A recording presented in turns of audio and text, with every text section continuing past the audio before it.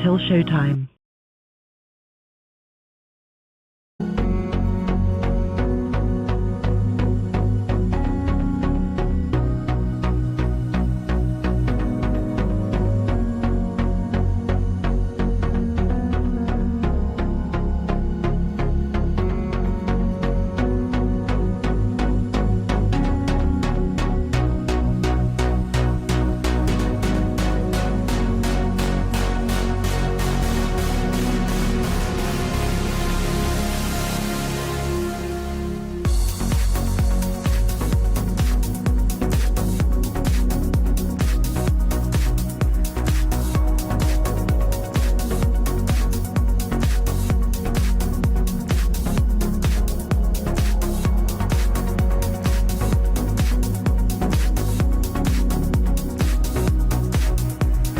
3 minutes until showtime.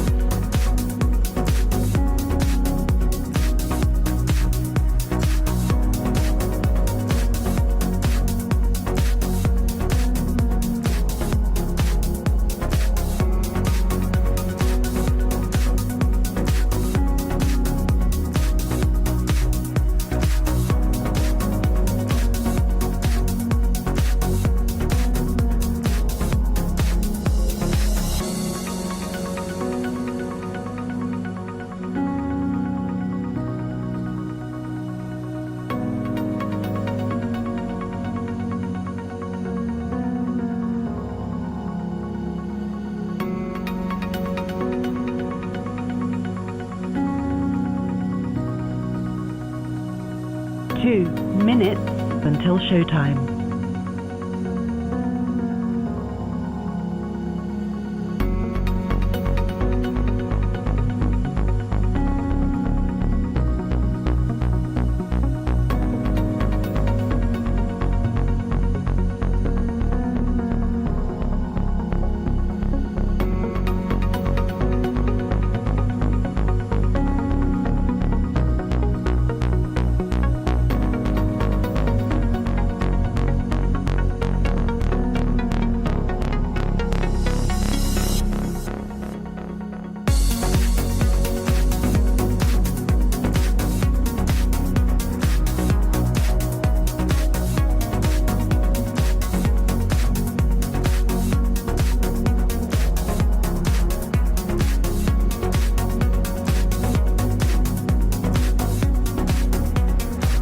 1 minute until showtime.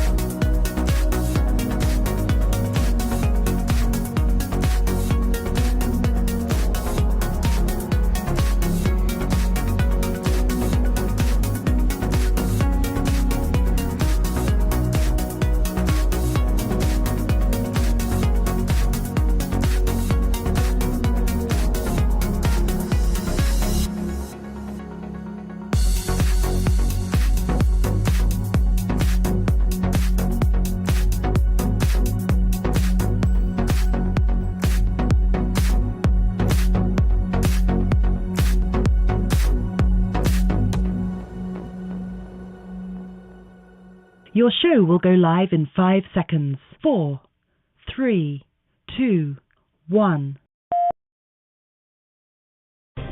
Insurrection, obstruction, indictments, civilly liable for sexual abuse. The one man responsible for all that could be sitting in a prison cell on election day and still be elected commander-in-chief for these United States. That man is beholden to Putin, weakened NATO the last time around, and is currently tying himself to wealthy Saudi oil money. He enriched himself when government stayed at his properties. He campaigned on wanting to use government to go after his political rivals and wants to expand executive power. If Donald Trump is reelected, our nation is lost. So let's roll up our sleeves, get to work, and tell the MAGA folks no more before it's too late.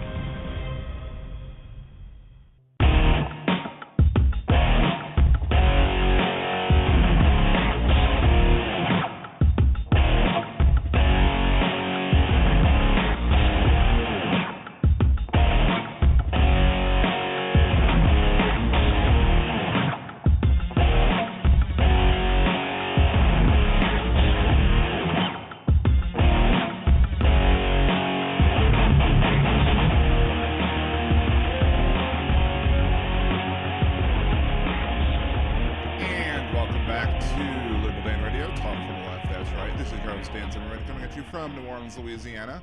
To join the conversation, it's area code 914-803-4131. It's 914-803-4131. You can also join us in the YouTube chat. Just go to liberaldanradio.com, and that will bring you to the YouTube channel. And join us in the chat. If you do want to call the show, please make sure to leave your name, area code in the YouTube chat, just to make sure I can know who you are, just to do a little bit of pre-screening. If you're listening on Blog Talk Radio and do want to call in, and you're in the Blog Talk Radio chat, just head on over to the YouTube chat. We only utilize one chat over here, although actually we do now use two, because we also are on Twitch, twitch.tv/liberaldanradio as well. If you've not followed me over there in the race to become affiliate in under a month, we are looking for 23 more followers. So if you've not followed me over at Twitch, again, twitch.tv/liberaldanradio. If you don't have an account, go make an account and give me a follow. If you already made an account, make another account. Use another email account. Follow me over there with the second one as well. You don't have to use it. You just have to follow me. I guess I could make 17 of my own or whatever, however many I need, but, that's tedious, I suppose. Anywho, but at 23 more followers, and that'll get me to where we need to go, because this is the last show that I would need to do to have the 8 minimum broadcasts. I have enough hours broadcasted in the last 30 days, and I have enough watchers, viewers per hour on average to be able to get there as well. So we could probably get there soon if we only get to 23 more followers that we have left to go. So that's the best way at this moment to support the show. Other ways you could support the show: go share other videos, comment on videos, like this video, subscribe to the YouTube channel. You can also, since we're a partner now on YouTube, you can go ahead and do super chats, super stickers, become a member, be a liberal Danimal or up or above. You can also Venmo me at Liberal Dan, or you could buy me a cider. You go to liberaldan.com, click the buy me a cider button, and it'll send a little message here in the window up here, say that you've bought me a cider. Or you can go to buymeacoffee.com/liberaldanradio. Both ways will get you there. Or you can become a Liberal Dan Radio patron, patreon.com/liberaldan, or patreon.liberaldan.com. Either way will get you there as well. And you can support the show monthly for as little as $5. I think that's about it. Got the most of the overhead out of the way. Got a bunch of stuff to talk about today. Where to start? We'll give some more viewers time before we get into the real meat of the show. It was an interesting thing that I read on the news earlier or previously, coming from Baltimore originally. I'm very used to the idea of salting the roads when there's going to be ice on the roads. So very used to the idea of salting roads. The idea is not foreign to me. But when they were talking about what they were going to do in Louisiana when it came to dealing with the potential of icy roads, they were not planning to salt the roads. They were mixing the salt with water and creating a brine. And in Louisiana, they were going to brine the roads. So not only in Louisiana do we want to just make sure that the roads aren't slippery, we want to make sure that the roads are flavorful, apparently, as well, when we have a hard freeze going on. So there's that. Well, we can't help ourselves but to do that, to brine the roads, to let the flavor seep in to the roads, so to speak. So yes, calcium chloride. It's a different type of salt. It's not sodium. It's not NaCl like the normal type of table salt. But still, you always have. The last time we had a freeze. We had Zatarain's, which is Cajun seasoning down here. You have crawfish boil, which has salt in it. So like people were asking on the news, if we don't have regular salt for the roads, can Zatarain's be used in a pinch? People usually up north will chain their tires for ice storms and snowstorms. There are lots of memes going around of people taking Mardi Gras beads and wrapping them around their tires, just in case they have to deal with snow. So lots of funny memes of people down here not being able to do it, to handle the weather. And there's me, I'm sitting there, and I've driven in much worse than what we got. I mean, there was some minor ice on the road, nothing that I haven't dealt with before. But was I going to go out on the roads and do anything the last couple of days? Hell's no. Why? Not because I don't know how to deal with it, but because the other idiots on the road don't know how to deal with it, and I wasn't going to put myself next to those people. People in Louisiana are bad enough drivers as it is. And especially the people with Texas license plates. For some reason, the people with Texas license plates who are driving in Louisiana are the worst drivers. Maybe the people in Texas kicked all of those drivers out of Texas and said, no, you suck, you have to leave our state, go to Louisiana, go somewhere else, you can't stay here. So those people all came to Louisiana, and because they weren't welcome in Texas anymore, maybe that's why they're here. I don't know why, but for some reason the people with Texas license plates are the worst drivers in Louisiana, and I don't want to see any one of those Texas license plate cars anywhere near an ice patch, because that's going to be nasty AF.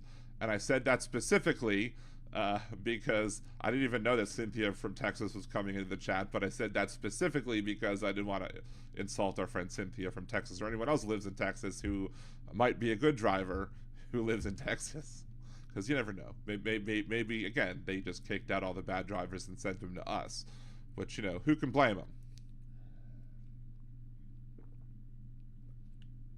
Let's see. So, hello, Cynthia. Hello, Dawn. Let's see. Did I miss a comment? I'm trying to see if I missed a comment, or just someone was looking at Jackie. I don't know. One hand on their guns, one hand on the wheel. Which gun? I don't know. Oh my. Real Bill P, it's 14 Fahrenheit now, wind chill 18 below. It's still supposed to hit freezing tonight, like right at 32 here. For some reason,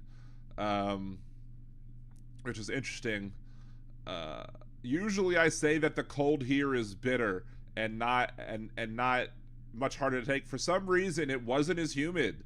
It wasn't as wet outside as it usually is when it's cold down here.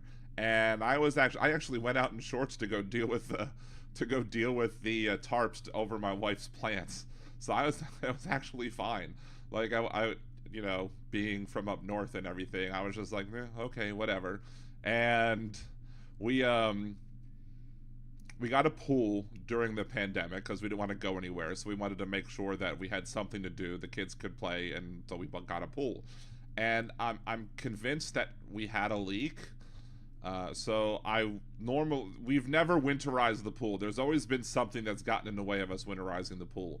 So this year, I was just going to let the pool, if there was a leak, I was going to let the pool leak. And the pool water had gotten down a good bit. And I was like, all right, well, let me just see if the pool water, let the pool water get down a bit, and maybe when it stops leaking, I'll be able to go check and see if there is one of those things, so I can see if I can maybe get some sort of patch of some sort, and then fix that, maybe patch it so I don't have to replace the entirety of the liner. Maybe. Best case scenario. So, of course, before all of this cold weather came in, we had huge rainstorms, and it filled up a bunch. And I'm like, damn it. So, and meanwhile, it's gotten green and nasty and funk.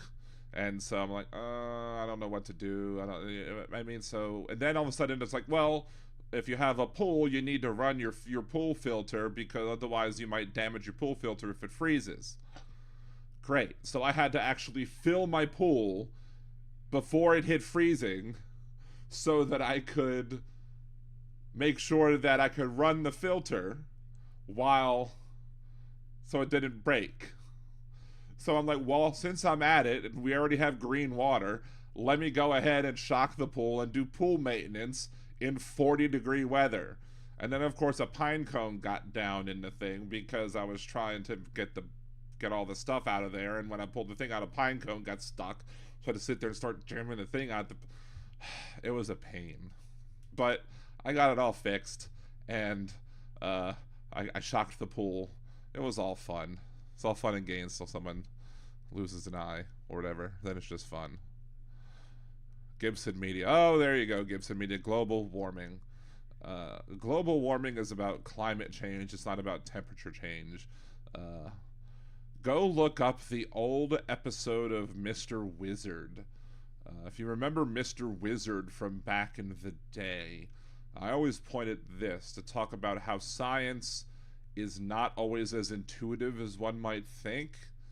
There was a episode of Mr. Wizard where you had two ice cube trays, I should say. And in one ice cube tray they put cold water, and in one ice cube tray they put warm water. And Mr. Wizard asked the kid on the show, which one of these do you think is going to freeze the fastest? And the kid was like, well, the cold water, because it's closer to freezing. And they put them in the freezer. As it turned out, the warmer water froze more quickly, which is not necessarily intuitive to somebody. So there's that. Also, if you think the best way to get, if you have a warm water in a pitcher and you have a bunch of ice on top, the best way to get that coldness into the pitcher is to stir it up, which means you're adding energy. Energy is heat. You add energy to the system, which disperses the coldness of the ice, and it melts that ice, and it gets that cold water into the entirety of the system. So if you have global warming, which means you add heat to the system, it could cause the ice caps to melt, thus causing that cold, what used to be ice, water, to come into the system, thus cooling the rest of the planet, which is how you get a cooling effect from global warming. And this has been my TED Talk.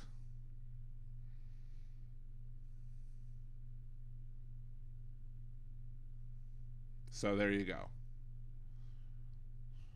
Bow.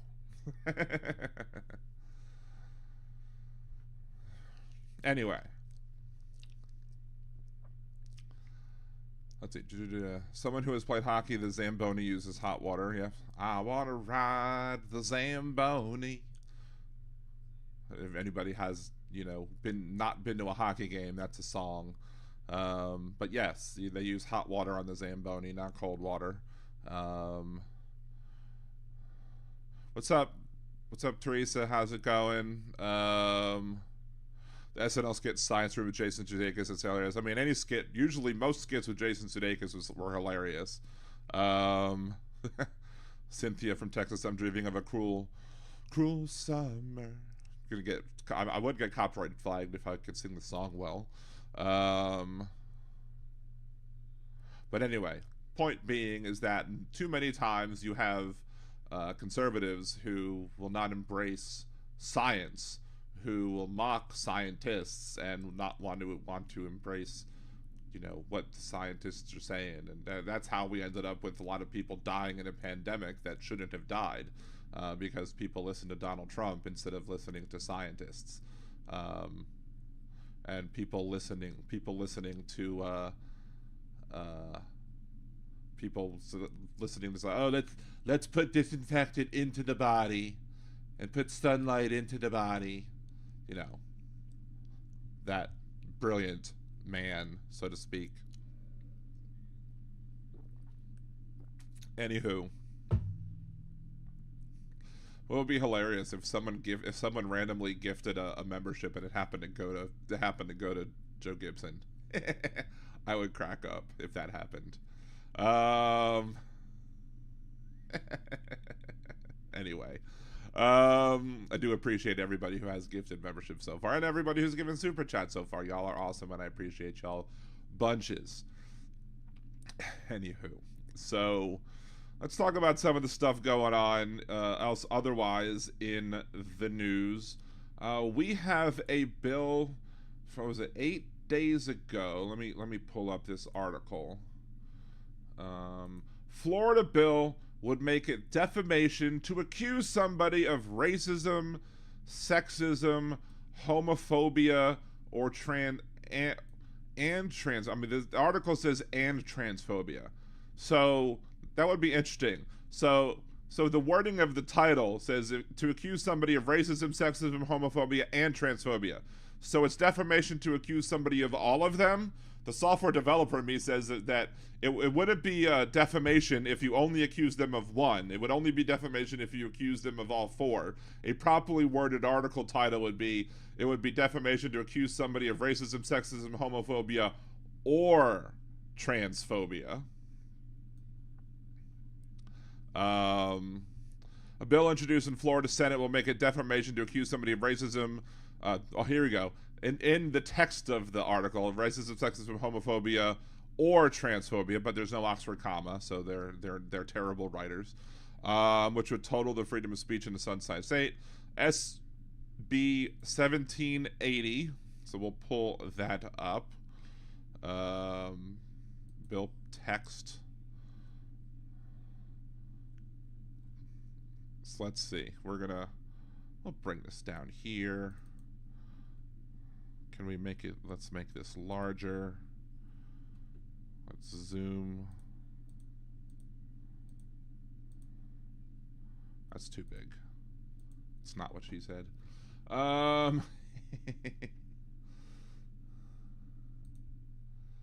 Let's just instead of reading the article, let's just read the bill text instead, because can't trust the media, right? Alternate. There we go. Let's bring that back up.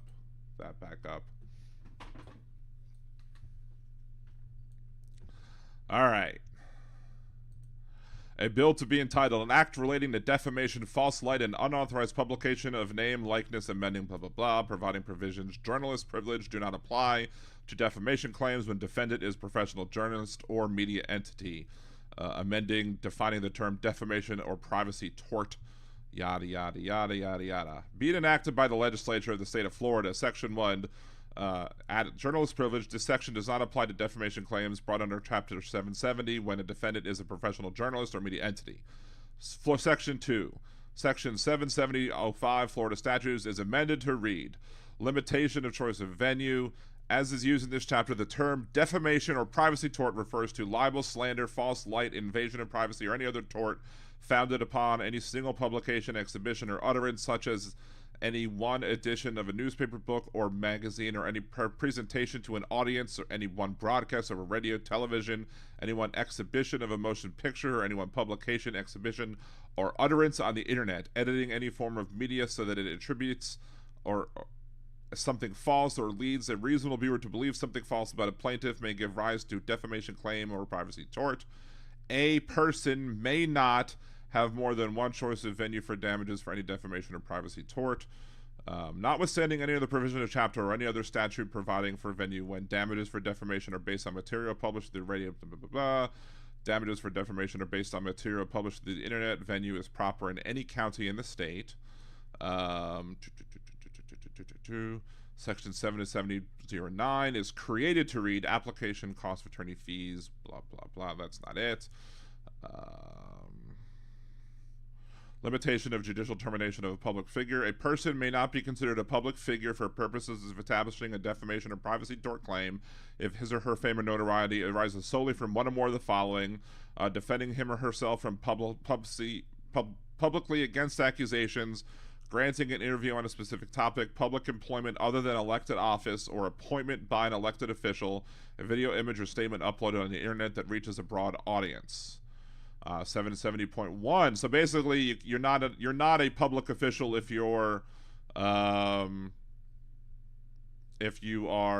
up in public office but not elected, I guess. Clarifying defamation standards.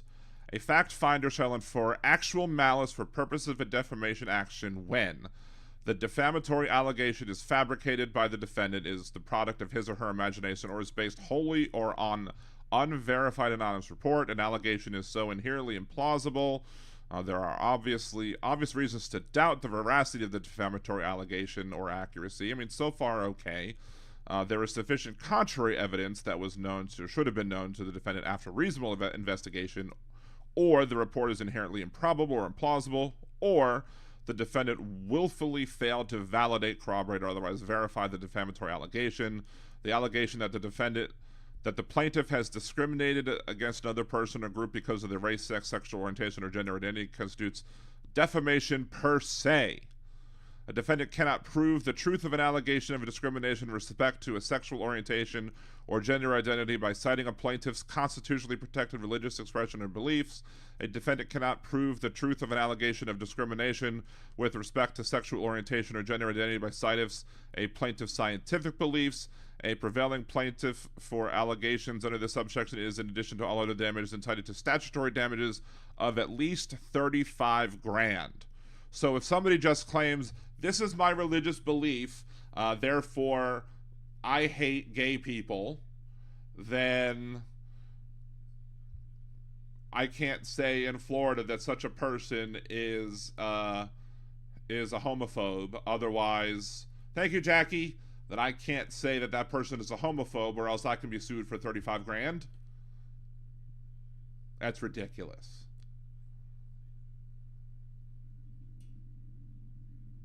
Absolutely ridiculous. Hey, Carla, how's it doing? Thank you. I appreciate Hal for sending you.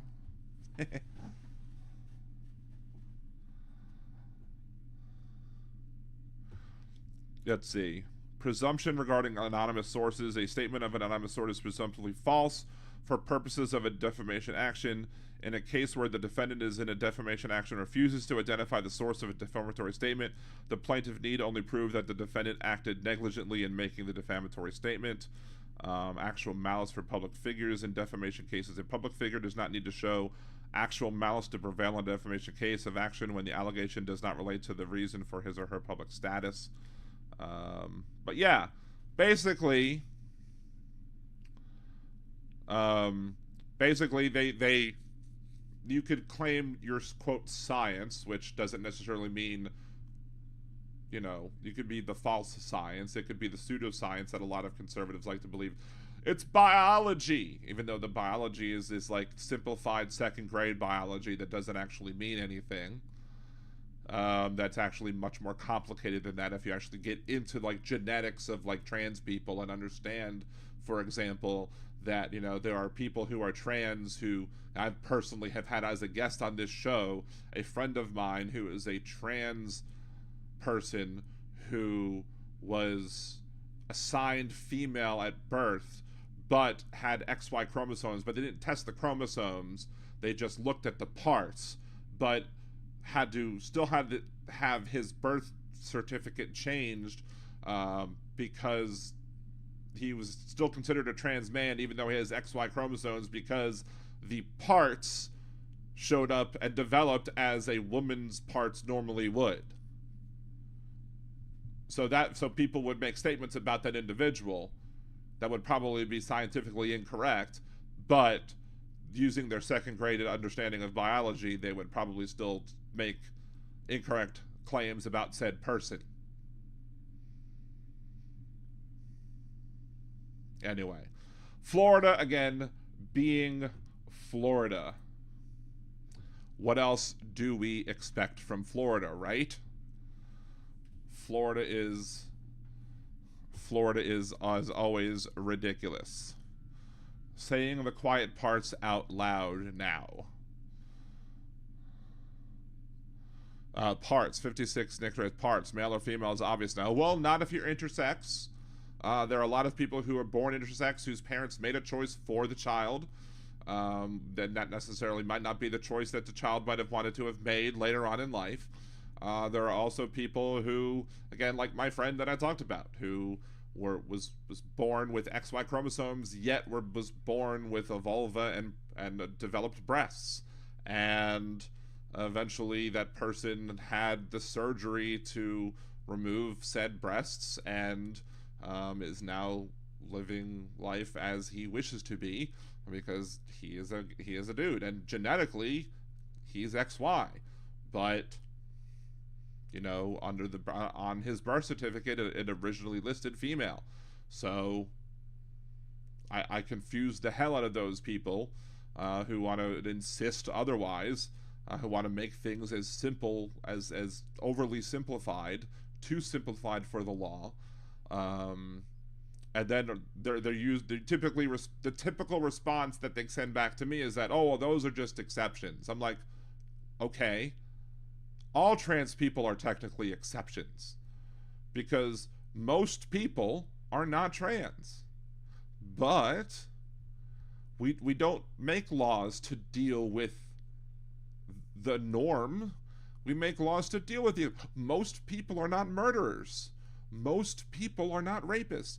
Most people do not commit driving. Most people don't need lots of things. Most people are not.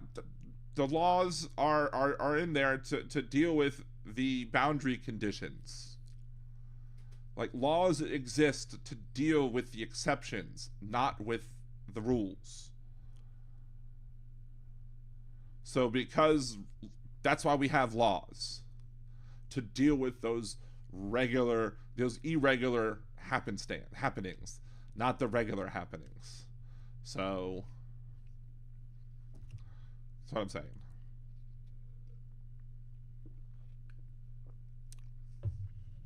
Rob Saunders, not interested in ever visiting Florida. I think I'll stick with Western New York State.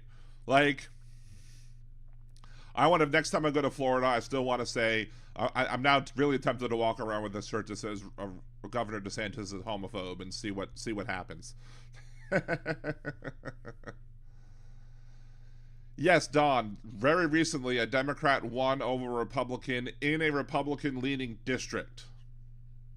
It was, I don't know why the Republican left, but it was a Republican-leaning district. The Republican that left won by at least like 6 or 7 points, maybe more, but a Democrat flipped that district blue, which was a loss to DeSantis. Added on top of the loss, that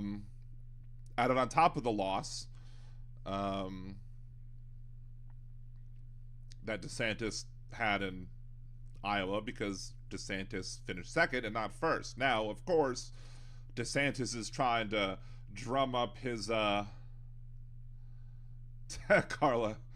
I'd like to think that me and Hal have very similar views on a lot of things. We differ slightly on some things, but when Hal's been on the show, we've gotten along really well. The first show that he ever came on, I think he was only supposed to be on for a half an hour. We talked for an hour and a half. So yeah, that was really fun. That was a good time. And he's been on 4 times, and you could look up those past episodes on YouTube. And so the whatchamacallit, is my Twitch stream, is anyone on Twitch having a problem with the Twitch stream?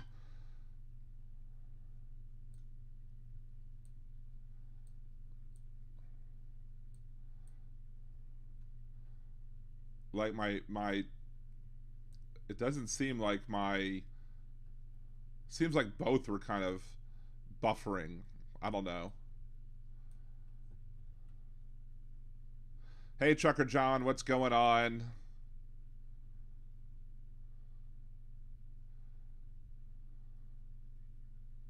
It's human being. GOP wants a government big enough to make everything perfect in every way, but small enough to fit in your pants. Exactly. They want government small enough to regulate your hoo-ha, but government big enough to go bomb the brown people. You know, it is what it is. Wait, I'm sorry, that's not my line. That's Trumpy's line. It is what it is. Thank you, Donald. So anywho, for all of those that are new here, please make sure to smack that like button, hit the subscribe button. If you've not done so already, I also have a Twitch channel, twitch.tv/Liberal Dan Radio.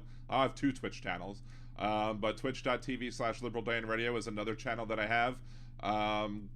Jolie can share the link. But Liberal Dan Radio I'm trying to get that up to 50 followers to be able to become an affiliate over there. So there's that. So just make sure to subscribe and follow on both channels, and that would be great. Thank you so much. Let's see. Jeff, I want that chili. You need to share that chili with me. Human F being, MTG is desperate to get Hunter behind closed doors to talk about his junk. I mean, didn't she share a picture of his junk in a public hearing altogether? So, P-Dubs, will you discuss the Chevron? Did they actually make a ruling on the Chevron ruling, or are they just... Last I heard, they were discussing it. I don't know if they made a ruling on it yet.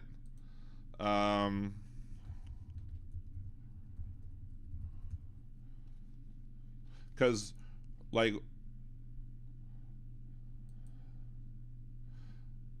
because I know that they're discussing it. So I know right now that they've, it's a 40-year-old precedent. Chevron versus Natural Resources Defense Council is a 40-year-old policy. 40-year-old stare decisis, 40-year-old Supreme Court precedent. And there is a discussion in the court today about whether or not it's going to get yeeted, as the kids might say today. However, the fishing companies came to the Supreme Court asking justices to weigh in the rule in itself, but asking to overrule Chevron because the Koch brothers wanted them to. And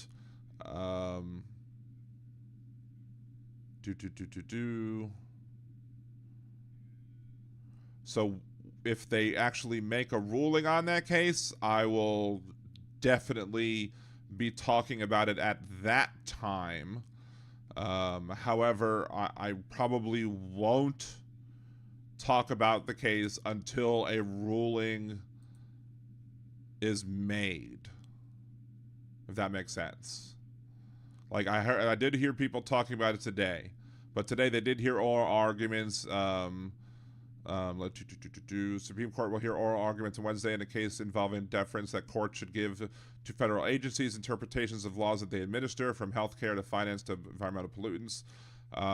Basically, what the courts have done previously, and I'll give a little 30,000-foot overview. What courts have done recently, or since Chevron, is they basically have said, look, we're not experts in the field, y'all are experts in the field, so we're going to trust the experts to interpret the law as it pertains to what is going on in the field. And there you go. But now we have an activist conservative Supreme Court. Now we have the Koch brothers and other folks who want these activist conservatives to be more activist and more conservative.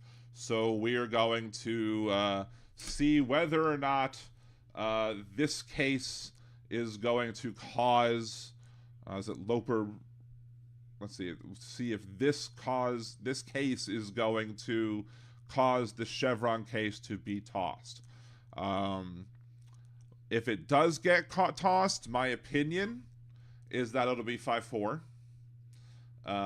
Simply because of the fact that Roberts, I haven't seen what Roberts has said about in this case, or I haven't seen Roberts' arguments. So in absence of any knowledge of what Roberts has said in discussion of those arguments, Roberts pretty much will stick with stare decisis.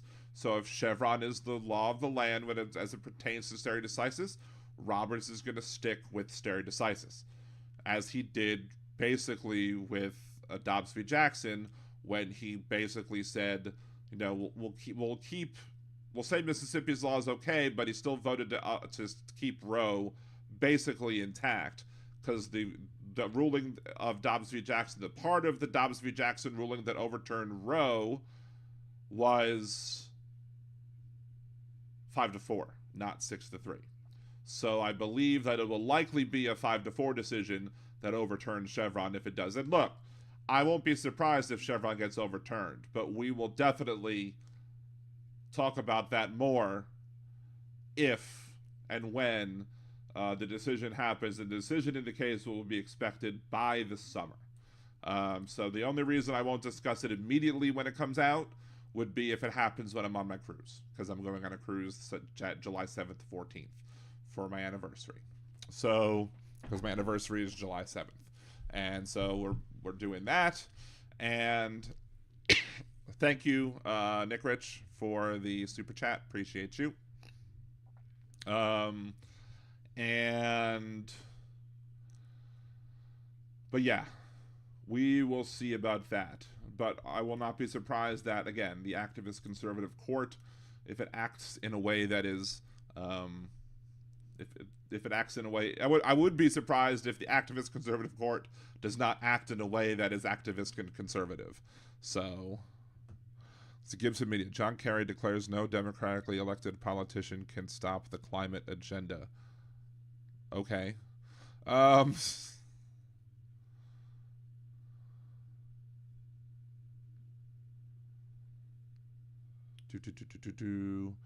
Aaron West, Republicans need to wake up about Trump. Problem is, if you tell them they need to wake up, they'll be like, I'm not woke. I refuse to be woke. I will go to sleep. I will go to sleep. I won't be woke.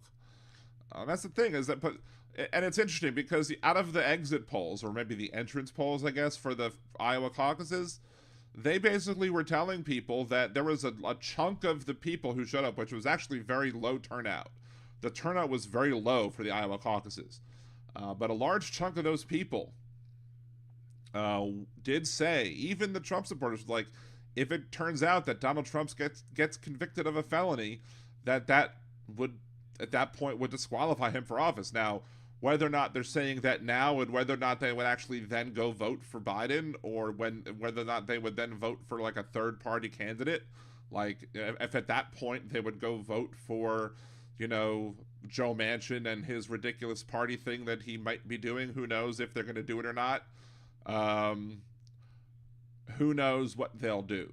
Because to count on those MAGA folks to be consistent is, don't hold your breath.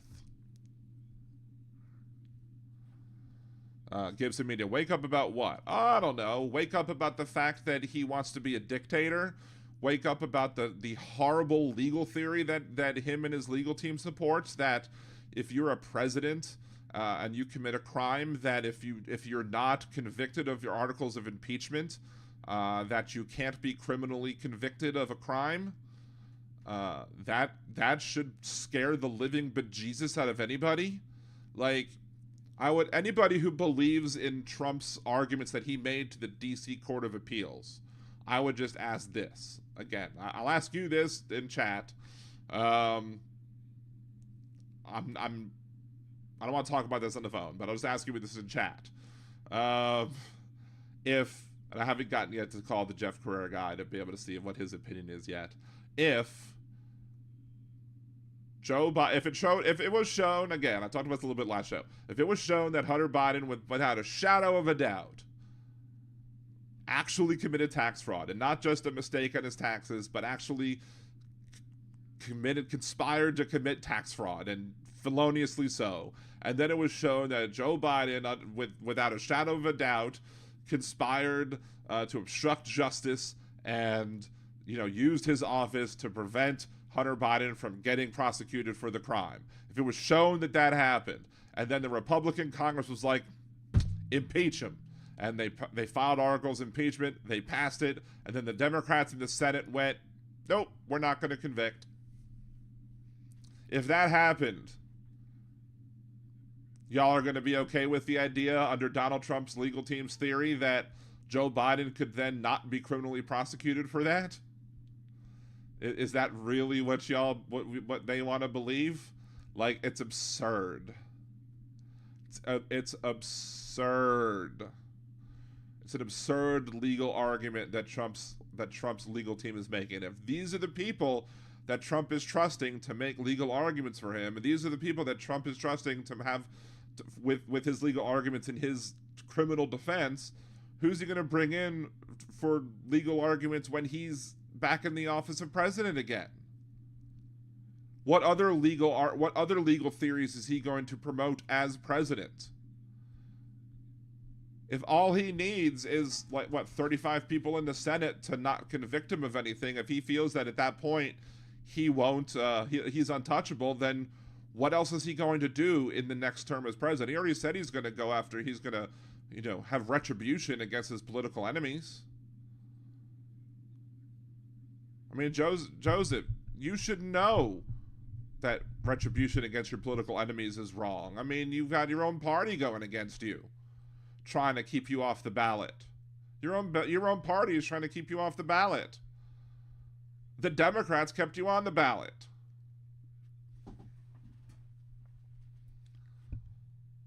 Like, I'm sure every single person who voted to keep you off the ballot are all Trump lovers. Guarantee you that every single one of them is campaigning for Trump. You can email me and tell me and show me that I'm wrong. I would bet dollars to donuts that every single one of the people that voted to keep you off the ballot are Trump lovers or Trump supporters and are gonna be waving the banner for Donald Trump in the primaries and in the general election if Trump ends up being the nominee. So, what's going on, Benny?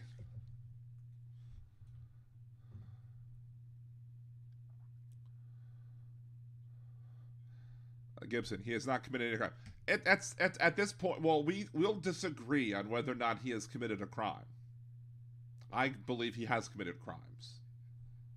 However, regardless of whether or not he has committed crimes, what I'm going to say is that if that's his legal theory, if his legal theory is that, then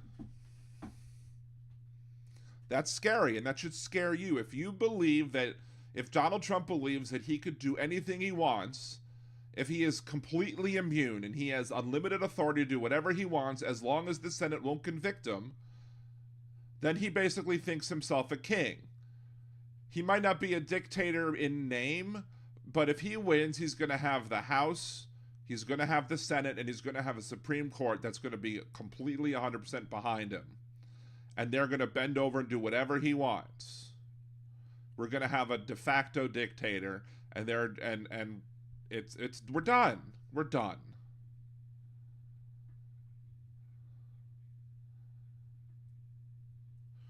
Trump does not support rhinos.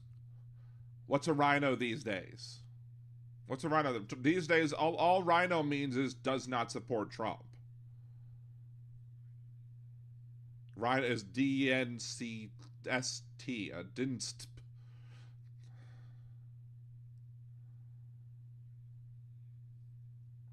So, like, that's all a rhino is today. Because you could wave the banner about everything that a Republican would normally want to support: limited government. You could be pro-life.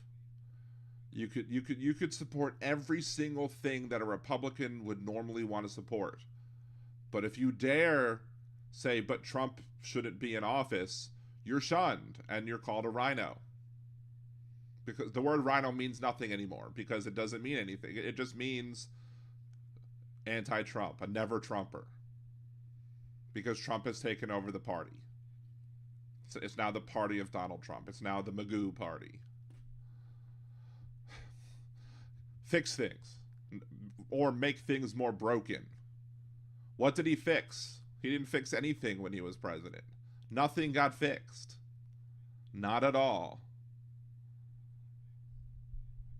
He tried to overturn the Affordable Care Act. He couldn't even get that done with a majority. Because he didn't have a plan. None whatsoever. The only thing that Trump's gonna do is enrich himself and enrich his buddies. He's gonna turn government upside down like a couch and shake it till all the loose change comes out, and he's gonna stick it in his pockets. He's going to enrich his friends. He's going to enrich his cronies. He's going to enrich the Saudis who are backing him, who have partnered now with the PGA and who are going to have golf tournaments at his resorts. He's going to bend over forwards or backwards or however way Putin wants him to bend over, because he's nothing but a Putin lover. He worships Lil Kim Jong-un. Like, he loves dictators. Do you remember during the Donald Trump presidency when he wanted a military parade in his honor? Not to honor the troops, not to honor the country. He wanted a military parade to honor him. That should have sent warning flags up from the get-go. I mean, for y'all. For me, the warning flags were when he started sharing Nazi imagery. Started saying that he wanted a total and complete ban of Muslims from entering the country. Because he wanted a total and complete ban of Muslims entering the country. And if you say he didn't, you're wrong.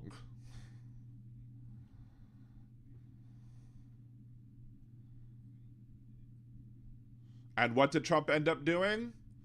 It's going to be the topic of my next case against Trump video. The first one was dictator on day one. The second one is going to be he is responsible for the inflated price of gasoline that we saw because of the art of the deal guy made an agreement with Russia and OPEC to have artificially reduced supplies of oil and didn't have any caveats for when demand started going up. So when demand shot up, when we started coming out of the pandemic and supply remained restricted through 2022, as he negotiated, prices skyrocketed to the detriment of the American people. That was Trump's doing. That had nothing to do with Biden. That was Trump's bad deal making.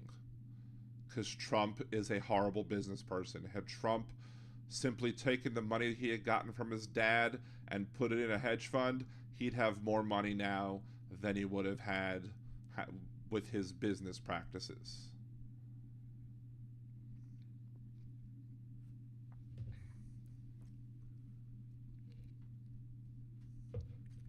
No. It's not securing the country. It's scapegoating an entire religion. It's using Nazi imagery, like a Star of David over money. It's getting that image from a white supremacist neo-Nazi website that makes him a Nazi. It's saying that people who marched alongside the Charlottesville protesters are good people. Nobody who marched aside next to people shouting blood and soil are good people. Nobody marching alongside people shouting the Jews will not replace us are good people. They're not good people. If I'm at a protesting whatever, and a bunch of Nazis show up, a bunch of white supremacist people show up, and I'm going to not march alongside them. I'm going to stop. I'm going to go somewhere else to protest, or I'm going to start arguing with them. I'll make the protest about protesting Nazis at that point. But I'm not going to welcome the Nazis along on my side of the protest and say, you know what? Well, on this issue we agree, so let's march with the Nazis. No. I'm going to say, guess what? Nazis not welcome at my protest. Period. Extra T's at the end.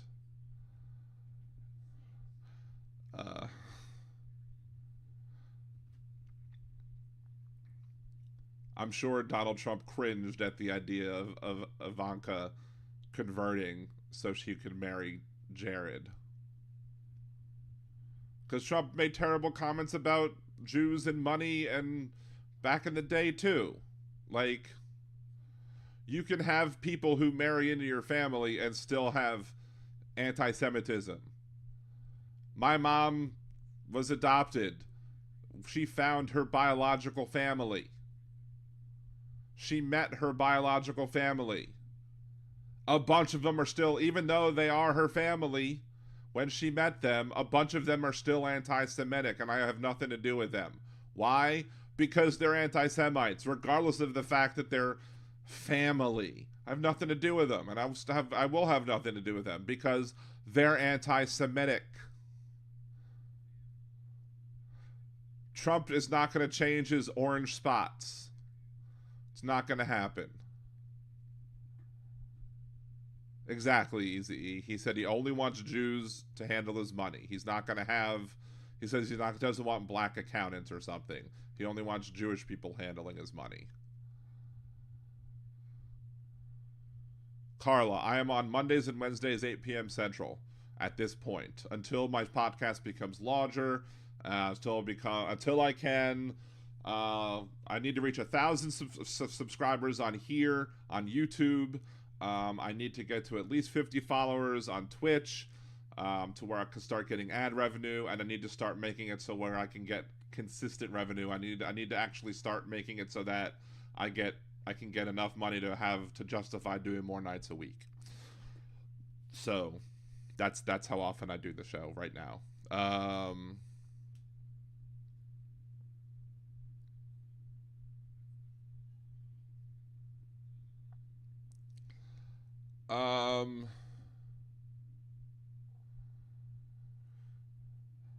I mean, the chat's scrolling pretty fast, Gibson. So, but you are trying to do some apologia for somebody who you're trying to be an apologist for somebody who's been a Nazi apologist, and you're not listening to a Jewish person who's telling you that Donald Trump has been a Nazi apologist.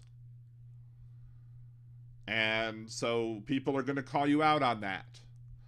And I've called you out earlier when you've called into the show previously, when you've said that, when you've brought up things like globalists and Rothschilds and whatever, because those are all anti-Semitic dog whistles. Now, I will remind everybody in the chat to attack the argument, don't attack the poster. Do not call people names in the chat, please. If somebody in the chat makes an argument that you don't agree with, attack the argument. Please don't attack the poster. We want to be more civil in the chat room. We don't want to we don't want to stoop to the level. We can call Trump a Nazi all day long. We don't want to people who engage in the chat, as long as they're engaging reasonably, we can engage reasonably. And it's the mod's job to yeet the people accordingly. So that's all I'm going to say. So, all right, have a good night, Carla. Thank you for joining us. Appreciate you. Yeah,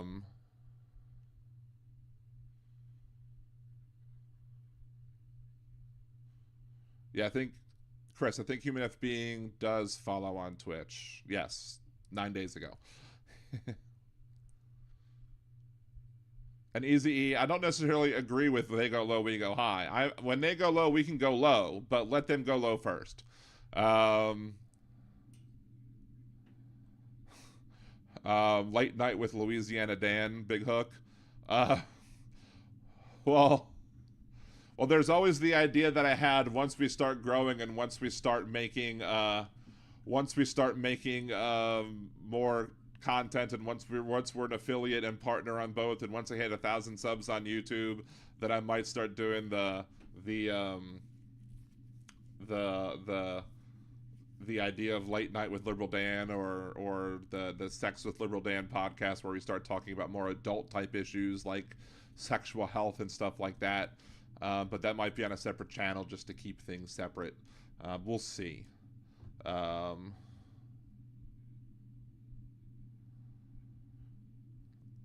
I mean, you might feel that way, Gibson, that he is not an actual Nazi, but if he walks around with them and he pals around with them and he has no problem with them, and if he shares imagery from their websites and he uses their imagery and he says that there are good people on the side of the people marching alongside Nazis, then I'm going to question his morality, and I'm going to question who he is.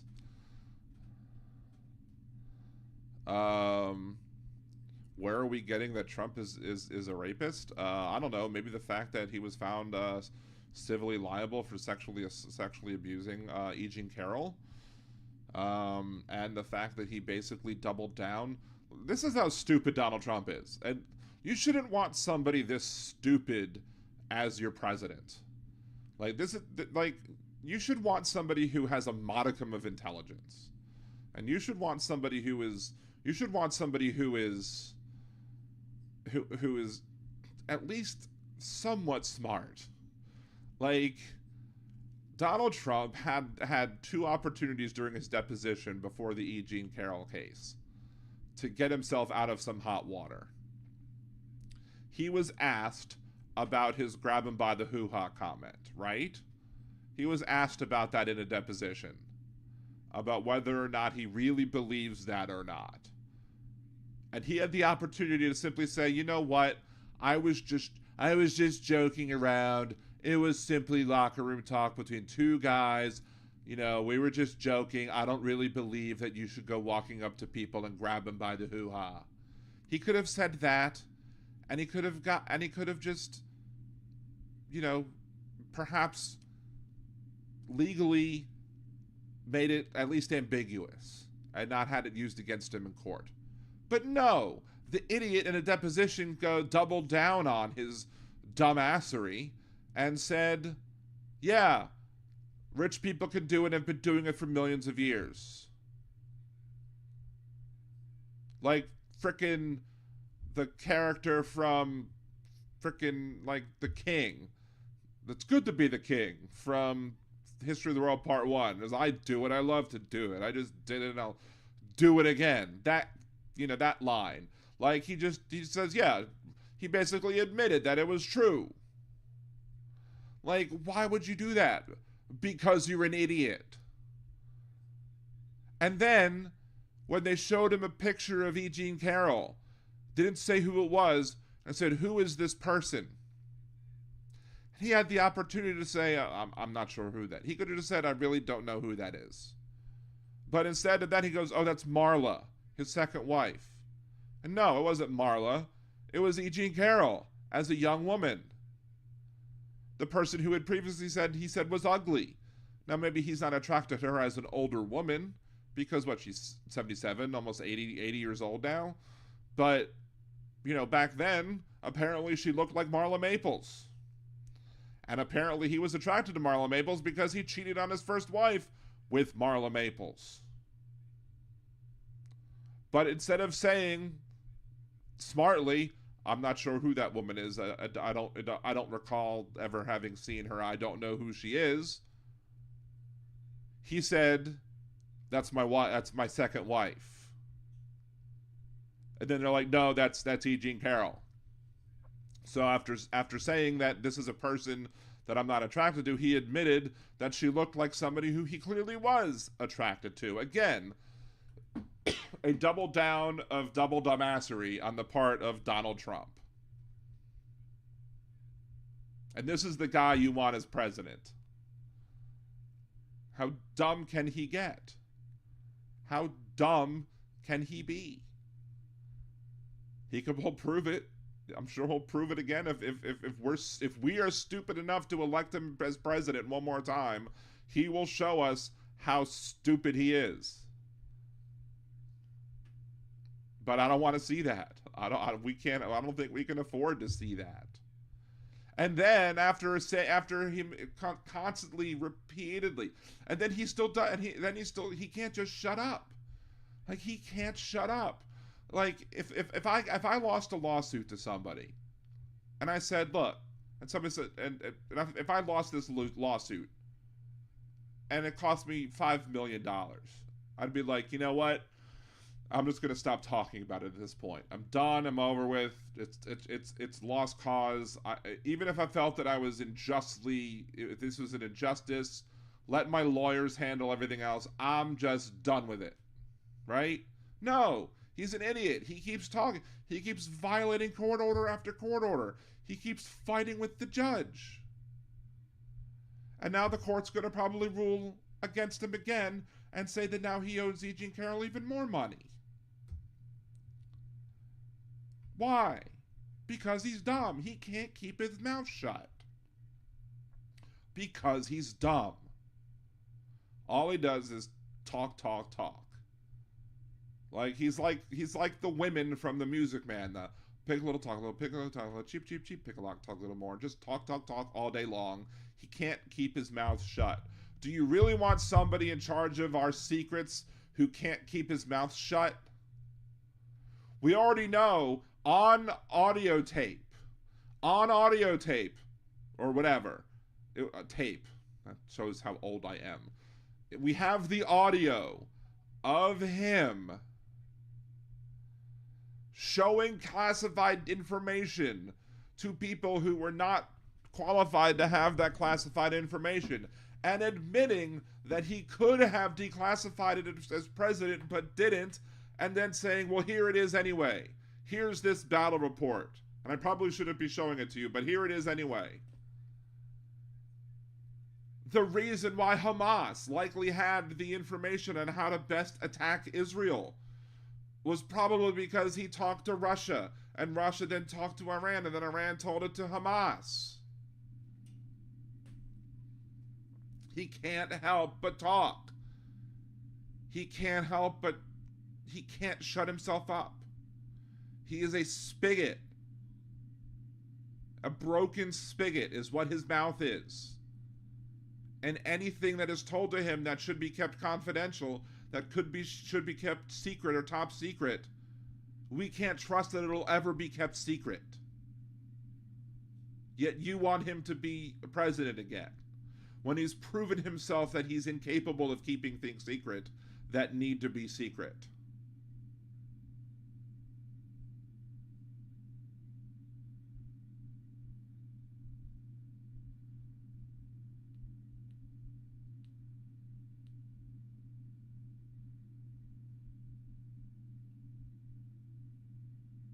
And what?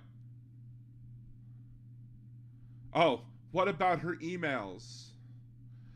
When and this is good. I'm glad you brought up the emails, because what Hillary Clinton did with the emails, if it was such a crime with what she did with the emails, he had 4 years of presidency and Donald Trump. Here's the difference between Donald Trump and Joe Biden. Joe Biden doesn't take a hands-on approach with the Justice Department. If he did, Hunter Biden would not be being prosecuted right now. Hunter Biden would not be being prosecuted for tax fraud. Simple as that. Do you think that if there were charges being faced by Trump's sons, and Trump was president, that Donald Trump wouldn't step in and be like, no, drop those charges? My sons are not going to be charged by my government. Or would he say, sorry, sons, you need to face justice? No, Donald Trump would absolutely have those charges get dropped. But that's why Donald Trump and Biden are two completely different animals. Joe Biden is not using the power of his office to keep Hunter Biden out of trouble. Hunter Biden is having to deal with the issues of his own creation, of his own making. But Donald Trump campaigned, lock her up, lock her up, lock her up. Did he lock her up? There was no trial. There's no attempt at a trial. Why was there no attempt at a trial?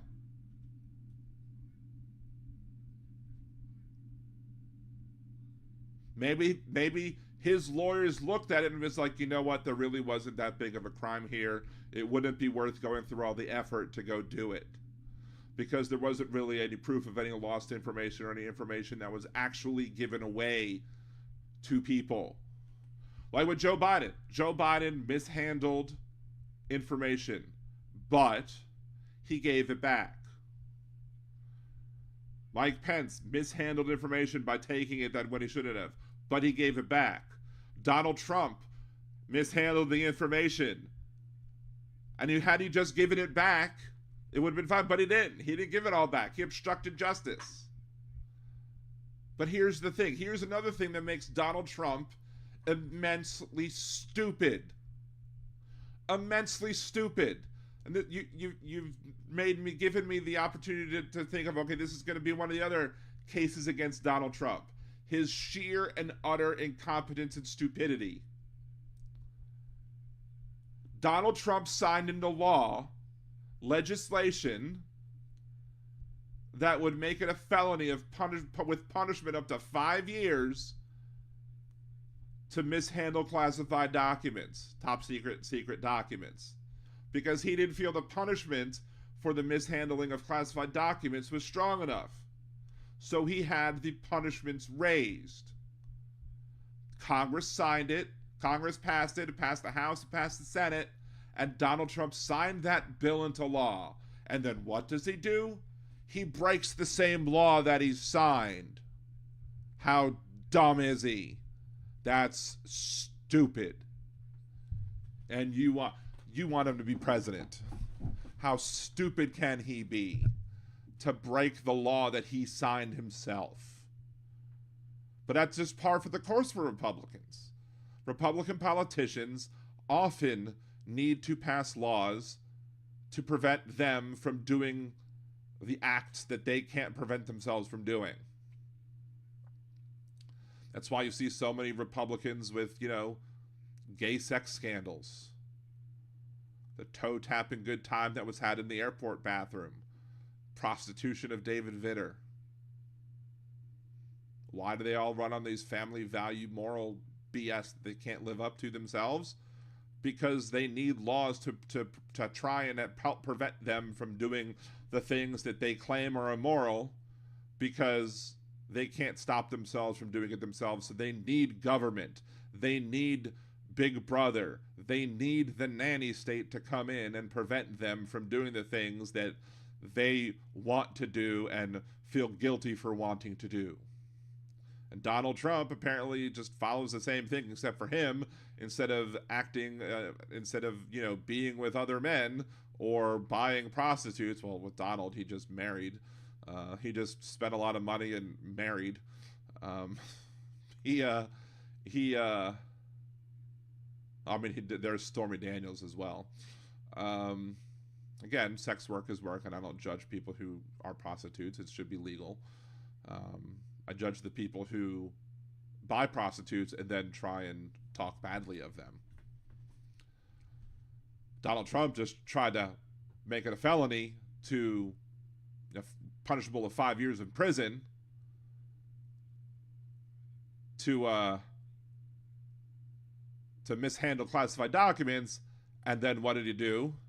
Thank you, Jolie. You're awesome. Appreciate you. Made it punishable of 5 years in prison, and then he violates his own law by mishandling classified documents.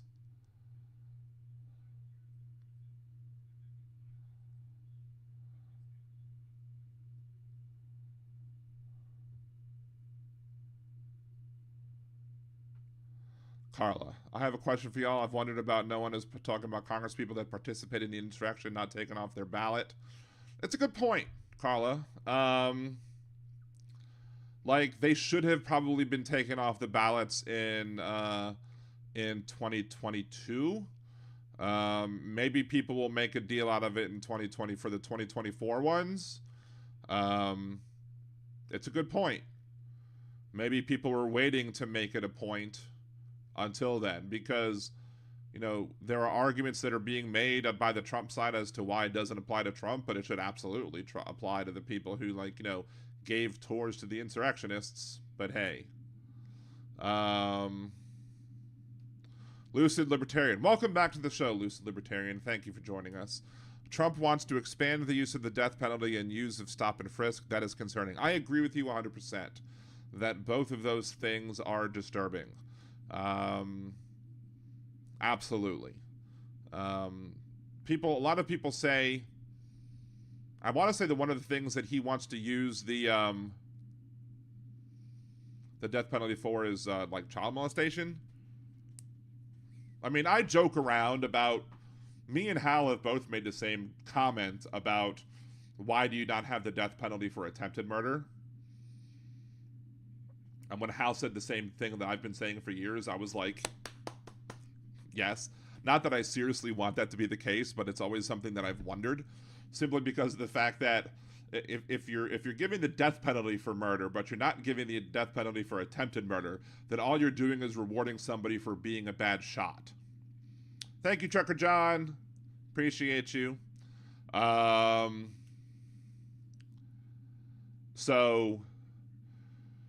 But when you do things like, there are people who say we should have the death penalty for child molestation, right? And people are like, oh, that sounds good. You know, obviously, you know, nobody should be child molesting. If you do that to a kid, you know, whatever. And, you know, can't make any arguments about the one who, to me, because that person is long dead. And had that happened to the person who, to me, I wouldn't have cried about it. But here's the problem with doing that. If you assign a death penalty to child molesters, then all that does is make it more likely that the child molesters are going to kill their victims. And that's a problem. And you have so many problems in this country with with people who are shown in prison to have been falsely convicted, especially black people. There are so many black people who are in prison who are wrongly incarcerated because so many black people have bad access to good attorneys. They're poorly represented in the justice system. When you adjust for everything, they're disproportionately arrested, disproportionately convicted, their sentences are disproportionate, etc. You don't want to add to that by making disproportionate death penalties too. And you don't want to make a mistake on the death penalty. Now, I'm not against the death penalty, but I think there should be even stronger safeguards in there. So you have to be absolutely 100% damn sure that it happened. Like, there was the case Linda Fricky, where had that person who carjacked Linda Fricky, when they carjacked her and then like she got run over because she got caught in the seatbelt, like if that person had been 18 years old, I would have no problem with that person getting the death penalty. I don't think you can assign the death penalty to somebody under 18. I think that's a violation of constitutional rights by the Supreme Court. I think I'm right about that. But down here, if you look up the case of Linda Fricky, it's a sad case. They finally sentenced the last person to prison, and finally they're all in jail for that carjacking. There's only one amusing thing that happened about that case, which was the fact that when they were talking about what happened with that case, apparently her widow, the husband's name was Ricky Fricky. And if your last name is Fricky, do not name your child Ricky. And the first time one of the news people said Ricky Fricky, I was like, are you kidding me?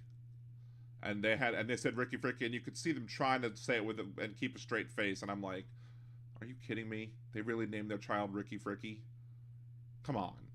But then they went back to the main news person, and she just kept on saying, Linda Fricky's husband. I guarantee you that person in the production meeting was like, I am not saying Ricky Fricky. I will not say it. You put on my notes Linda Fricky's husband, because I'm not saying Ricky Fricky. I guarantee you that happened, because she never once said Ricky Fricky when she was talking about the case. Hey, TV2 Live, good to see you. Thank you for joining.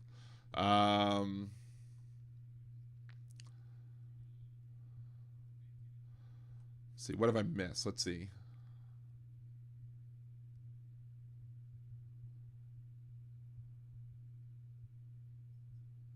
Lucid Libertarian, murder is horrific, but saint-sanctioned murder is also horrific, in my opinion.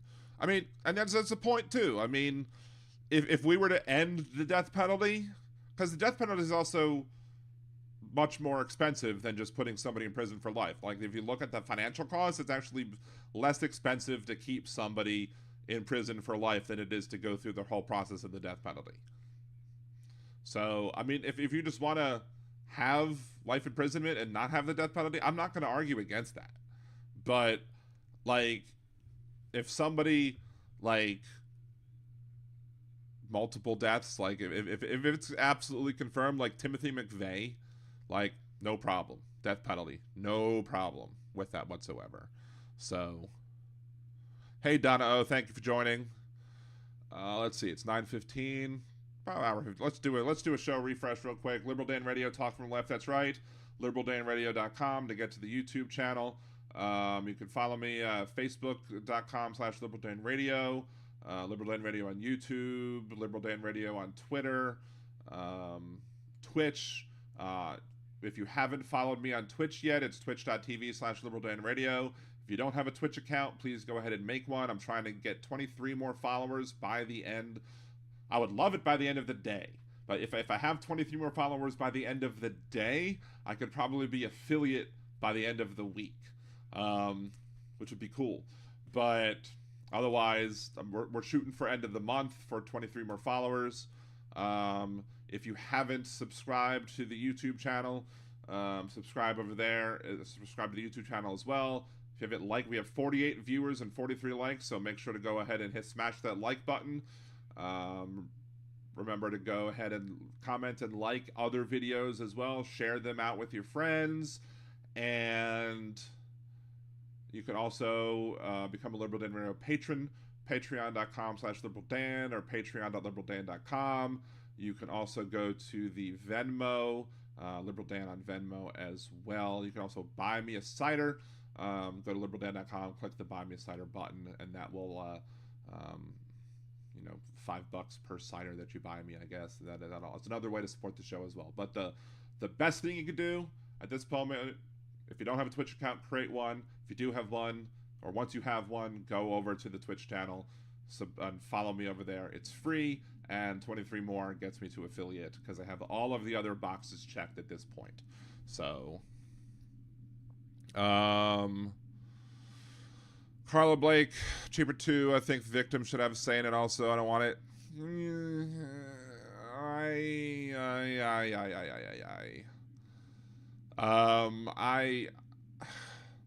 Sometimes I have an issue with the whole family should have a say. Like maybe the family could ask for leniency if the family doesn't believe in the death penalty. Maybe. But in reality, like when it comes to crimes, it's not the family versus the state versus the individual, it's the state versus the individual. Like, one of the things I have a big problem with is having, like, victim impact statements before sentencing. Like, I don't think victim impact statements should be made and it should play any part in sentencing. Sentencing should be made based off of the crimes done and perhaps any previous crimes done that may or may not may be relevant to this crime done. Because I don't think just because the victim was loved more or loved less should play no part. If somebody was a homeless person living on the street who had nobody there to love that person, that should be irrelevant compared to somebody who was loved by millions. Like, that should play no part in the decision as to what the punishment should be for that crime. So that's just my opinion on families and victim statements, etc. So, Karen, if you sleep with a problem, where did that come from? Or is that just Trump? Or is that the other thing? Hey, HBO Radio Nation, appreciate you joining us. Hey, 28 followers now, too. Appreciate you. So let's see. Did the whole thing come up with use a condom with a prostitute? Does that mean, is that implying that, that was Diane following me on Twitch. Thank you for that.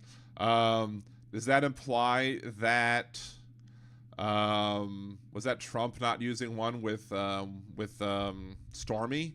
Was that the case?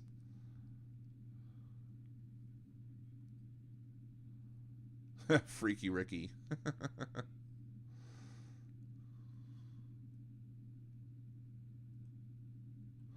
Let's see, say how. So if prostitution is legalized, whose fault is it when somebody gets hepatitis or AIDS? Prostitution is legalized, then there should be the requirement, I guess, for somebody to maintain or get tested. I would guess it could be regulated at that point, and then you would have to make sure to get tested. There should be requirements on how often you have to get tested, and then you should have to show said testing. Said testing results, and it should be, I guess, readily available at some place where you could check. And as long as those tests were available and you could check to see that those tests were available, and at that point it would be buyer beware, like, because it's nothing's perfect. So at that point, you understand the risks of sleeping with somebody who is a sex worker, but knowing that you know, here's the information that that person has. Make sure that they're tested properly, and then go from there. So that would be my opinion on that.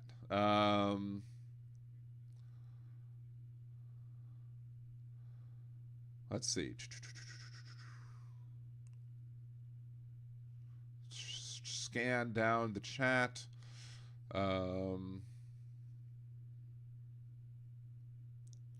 Say hi. 18-year-old knocks up 16-year-old. Death penalty. What for? That's not necessarily child molestation. It really depends on the state, I think. I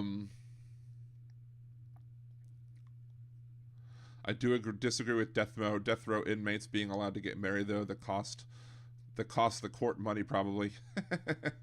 I mean, who knows? You never know.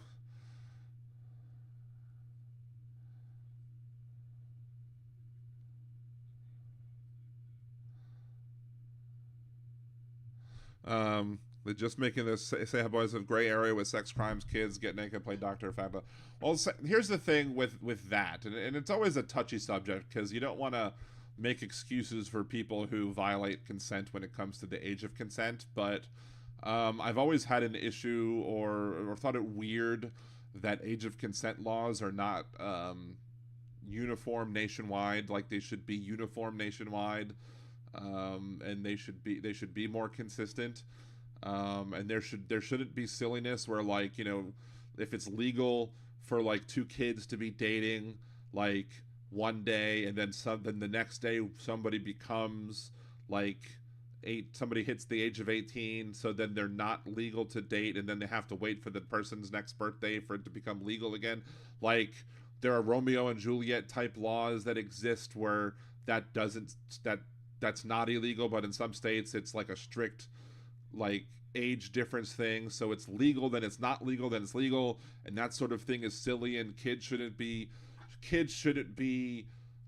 put in that situation where they can face legal troubles just because they hit a birthday or whatever. You know what I mean? Like, but you shouldn't also be allowing, college age kids to prey on high school kids either. So there's that. To lucid libertarian me tends to support legal prostitution, personal choices, personal responsibility. Where it gets tough is fighting against human sex, child trafficking. Well, I mean, there's you could do both. I think you could fight the latter while supporting legalize the former. I think if you legalize the former, I think you can more easily fight the latter, because by making it the former decriminalized or legalized, you're taking the crime out of that, so therefore people have more access to it, I suppose.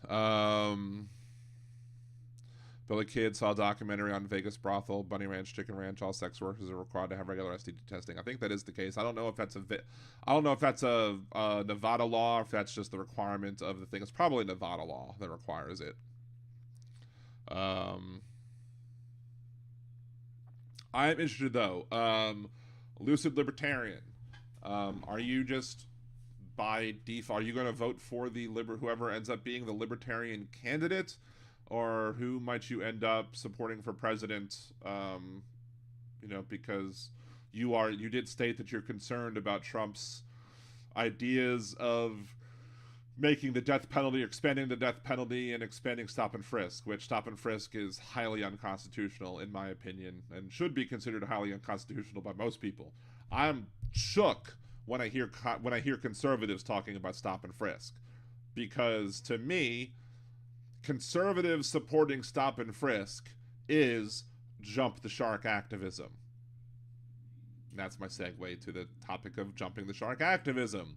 Is when activists go so far that they jump the shark. If you're not familiar with jumping the shark, the term jumping the shark is when Fonzie jumped over the shark on Happy Days, and that's the point where the show went downhill, where people started losing interest, where it just went nuts. So when people jump the shark, it means you've just gone too far with that. So to me, conservatives that are supporting stop and frisk or jumping the shark, because many times when conservatives are supporting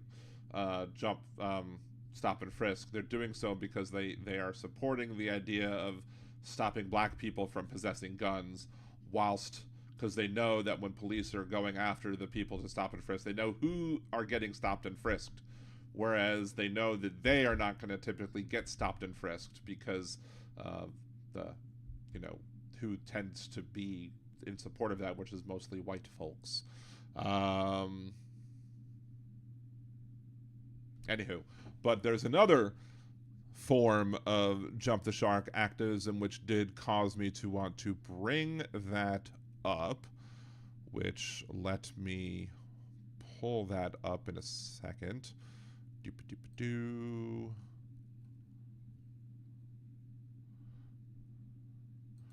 So we're gonna actually, let's mute the desktop audio for a second while I load this video up.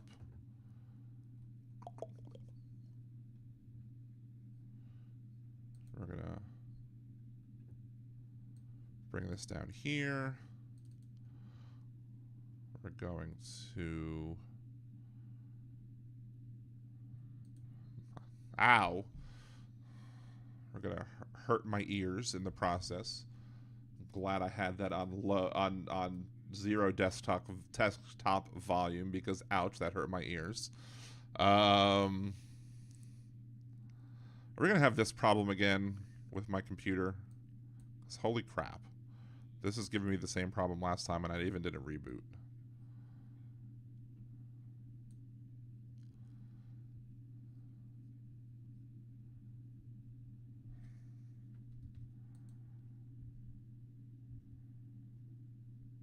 Alright, let's lower this back again. Maybe it'll play normally this way. Let's swing back to the alternate view. Alright, so this is a protest that was going on across in New York City. And like, free speech, fine. Protesting, I mean, I've criticized Israel for how they're going after Hamas. I don't necessarily, I'm not I'm talking about the ceasefire thing in a second. But here we go. This is what I believe is the jump the shark activism. Oh wait. Of course we're gonna be, I don't know why there we go. Now it's muted again.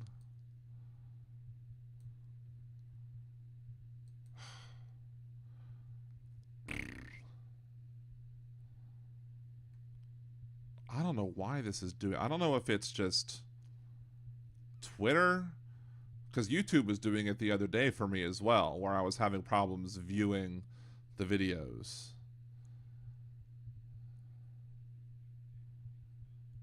But who knows? I don't know. Anyway, let's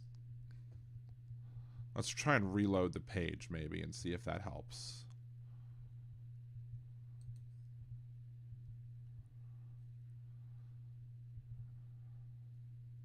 Alright, so here we go.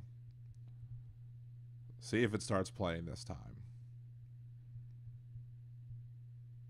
Or is it just gonna be stupid?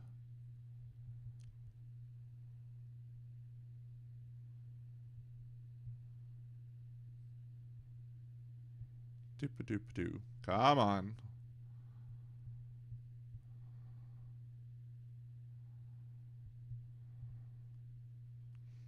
Do do do do do do do do do do do do do do do. I'm pretty certain that the browser doesn't have ad blocker. Doop-a-doop-a-doop-a-doop-a-doo.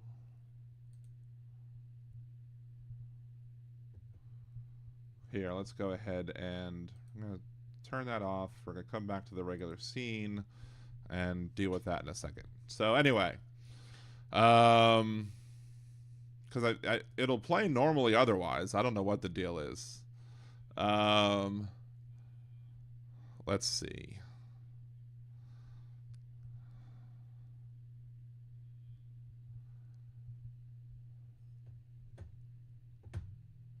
Because that wasn't even YouTube though.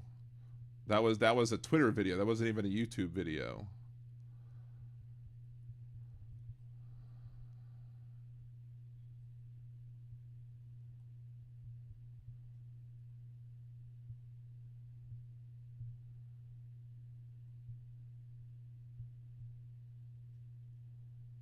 Let's see. You're young to get married and have kids after you're divorced. I don't know. I kind of missed a couple of things that happened. Let's see. Cynthia from Texas, pregnant at 15, married at 16, divorced at 17. Could drink with my husband at 16, but not once divorced. How effed is that crazy? He was 19 when I was 14. That is absolutely nuts. That is crazy Texas laws.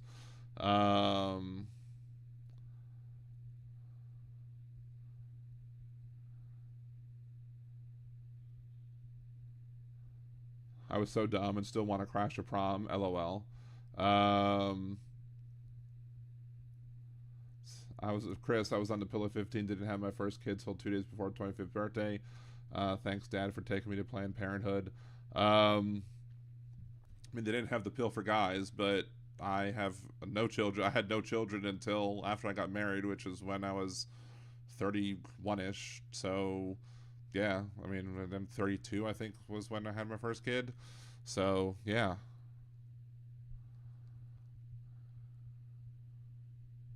See, Lucid, who will I vote for? POTUS, certainly not Biden. 95% sure not Trump. We don't know who the Libertarian candidate will be yet, so I can't say if I vote for that person. Person over party. Be interested to see, like, what specifically Biden, like what issues, like what are your I guess 3 top issues, and why, like clearly nobody is going to win. I guess what state, okay, do you feel comfortable saying what state you live in? I guess that's the first thing, because if you live in a state where it doesn't matter, then vote whoever you want to vote for. Because if you don't live in one of the states that matter, you know, just like I have several people that I know that are saying that they're never going to vote for Biden again. And one of them lives in Louisiana and one of them lives in Massachusetts. And in Louisiana is clearly going to go vote for Trump, so it doesn't matter if he votes for whatever third party he wants to vote for. And in Massachusetts, it's clearly going to vote for Biden, and so it doesn't matter if he votes for whoever third party candidate he's going to vote for. So, but in Pennsylvania, Michigan, Wisconsin, Georgia, Arizona, Nevada, Colorado, and several of the other various states that are in play in any election year, those states matter. So, let's say lucid liberty. All people in every state of the union should matter, but I get your point. Yes, all people of every state would matter if we moved away from the Electoral College, but they won't. But for some reason, conservatives have balked at the idea of moving away from the Electoral College because they believe that will create flyover states, even though we already have flyover states, because there are states that nobody needs to visit during the presidential election because they know how they're going to vote. So why go there? There's a map from 2016 showing that Trump didn't go to like a big swath of red states because he didn't have to go to those states. Why? Because those states were already going to go for him. So why bother going to those states? He took all of those states for granted. So,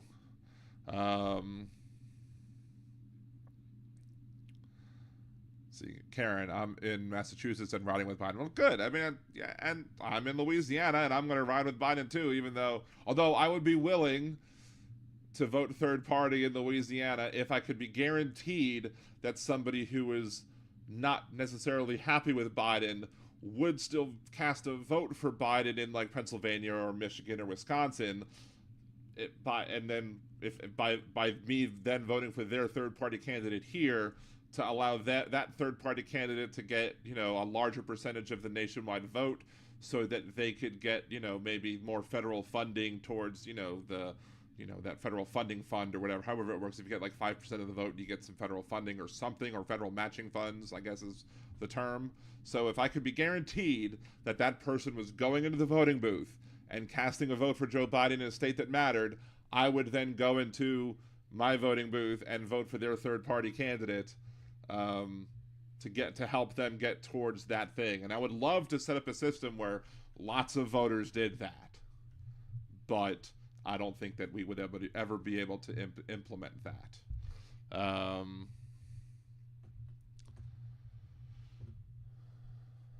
Easy E. Biden did not have to go to every Democratic state, though. Neither candidate went to Alaska. Well, exactly. That's the thing. Biden doesn't have to go to every Democratic state. You go to some, but sometimes you go to the states to help your congressional candidates win.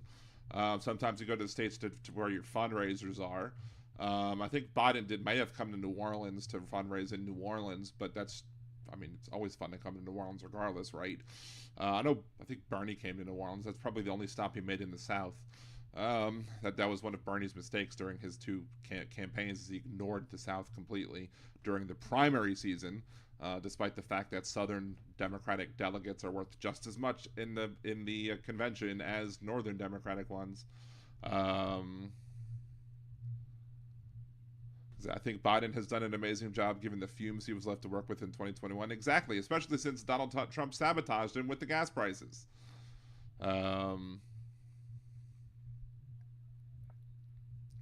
So, why won't this work? So aggravating.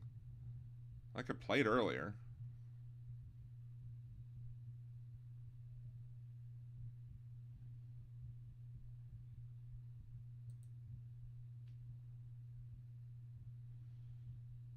Now still freezing up. That's so bizarre. Let's see. Let's see if we could see if there's a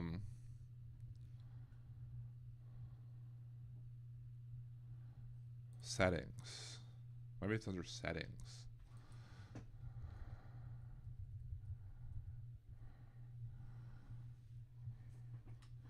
I can't see anything about ad blocker on Chrome.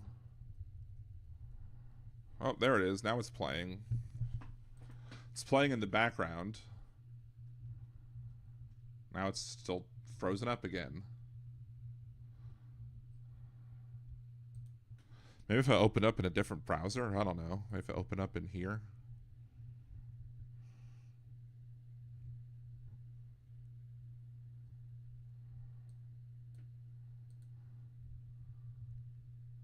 See, Carla Blake, Hillary should have visited.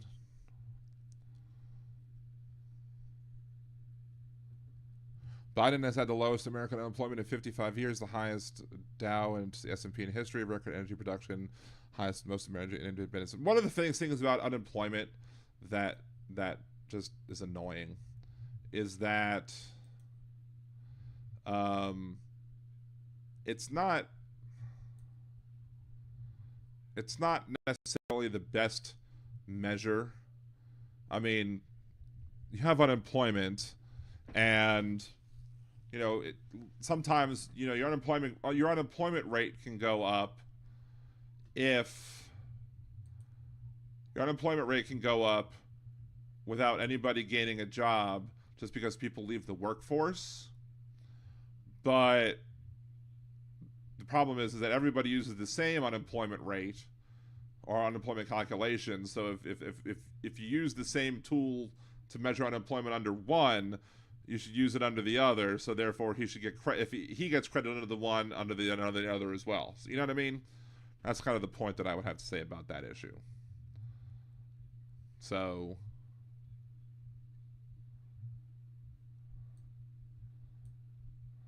all right, let's see. All right, we're not going to sign in. Come on. Close. We're going to make this lower because... All right, let's switch back to here. We're going to try this in Opera. And we're going to see if it works better in Opera. Because, we're weird like that. All right, let's go. Let's see if this works. So jump the shark activism is the topic of the day. So we're talking about jump the shark activism, and let's watch this video and see what they're doing. They're protesting what's going on in Gaza, and that's not specifically what I'm calling jump the shark activism. What I'm calling jump the shark activism is where they're protesting. About another complicit. We will continue to march as we talk. They're at the Sloan Kettering Cancer Center. We will continue to march as we talk about another complicit institution, Memorial Sloan Kettering Center. Make sure they hear you. They're in the shame on you!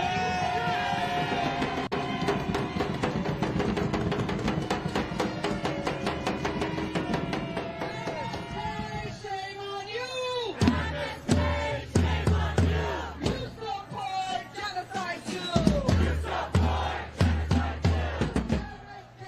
Shame on you!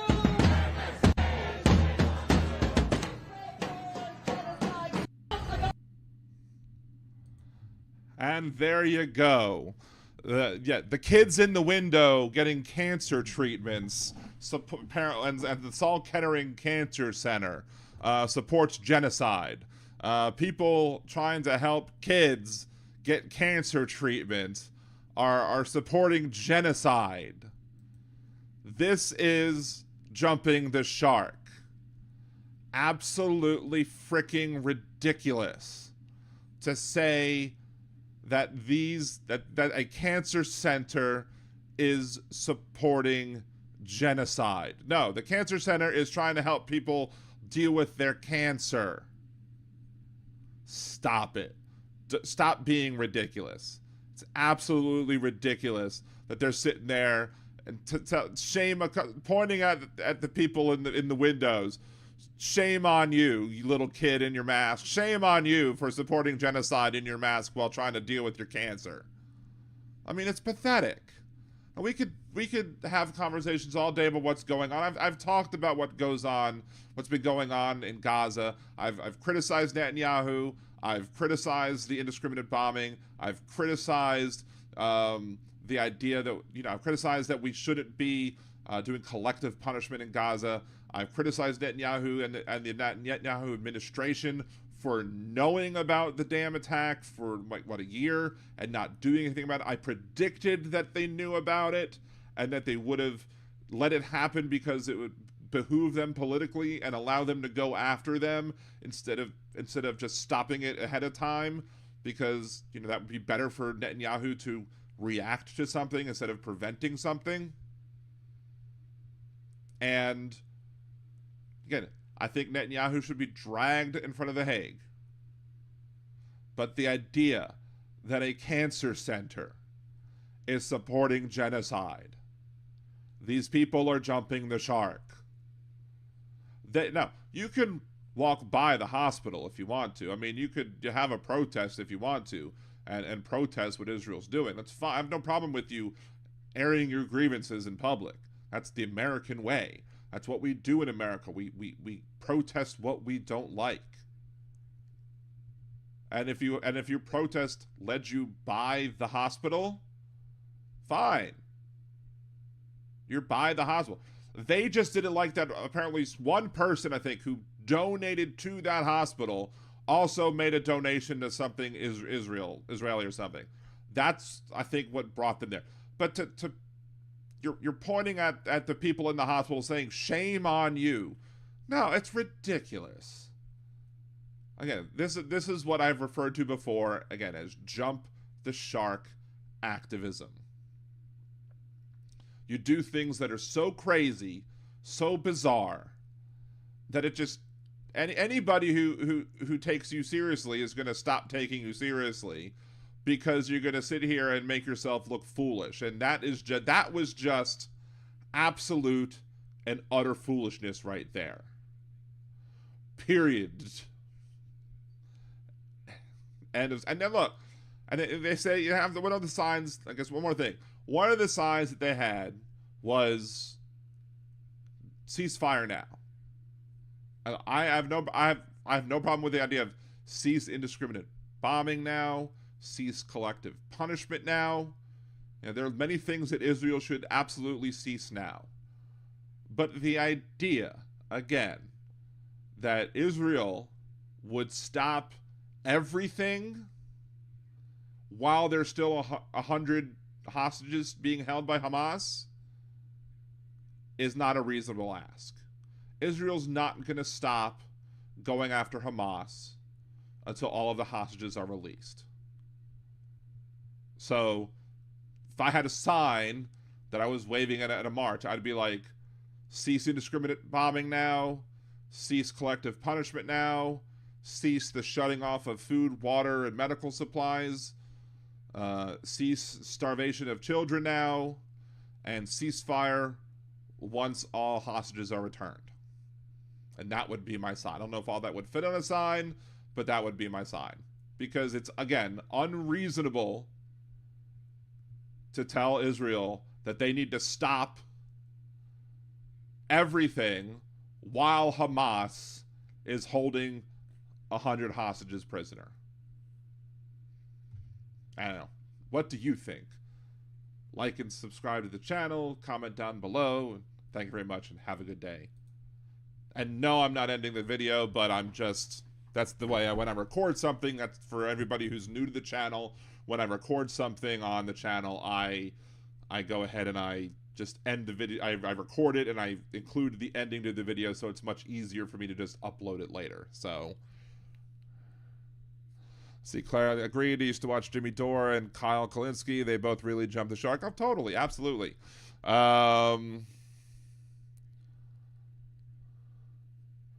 See, I've met communists who support Trump winning because they believe in total burn of the republic in order for a communist phoenix to rise from the ashes.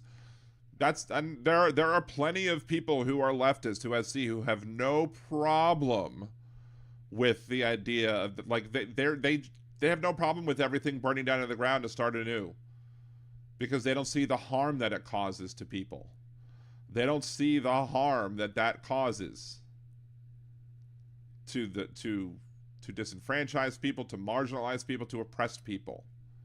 Because a lot of the people that are in the what I call the whiny left, because I consider myself a leftist, I consider myself a progressive. I support things like, a Medicare for all and universal basic income and all that good stuff. But I will call them the whiny left because they will whine about things but won't have a solution. Or their solution will be just to burn it all down and start anew, not realizing that the harm, or they'll blame the harm on the people who won't come to their side and vote for their guy. And they're just as bad as the Republicans during, like, the healthcare debate. They're like, you need to compromise with us. Well, what's your compromise? Vote for our bill instead. That's not compromise. Shut up.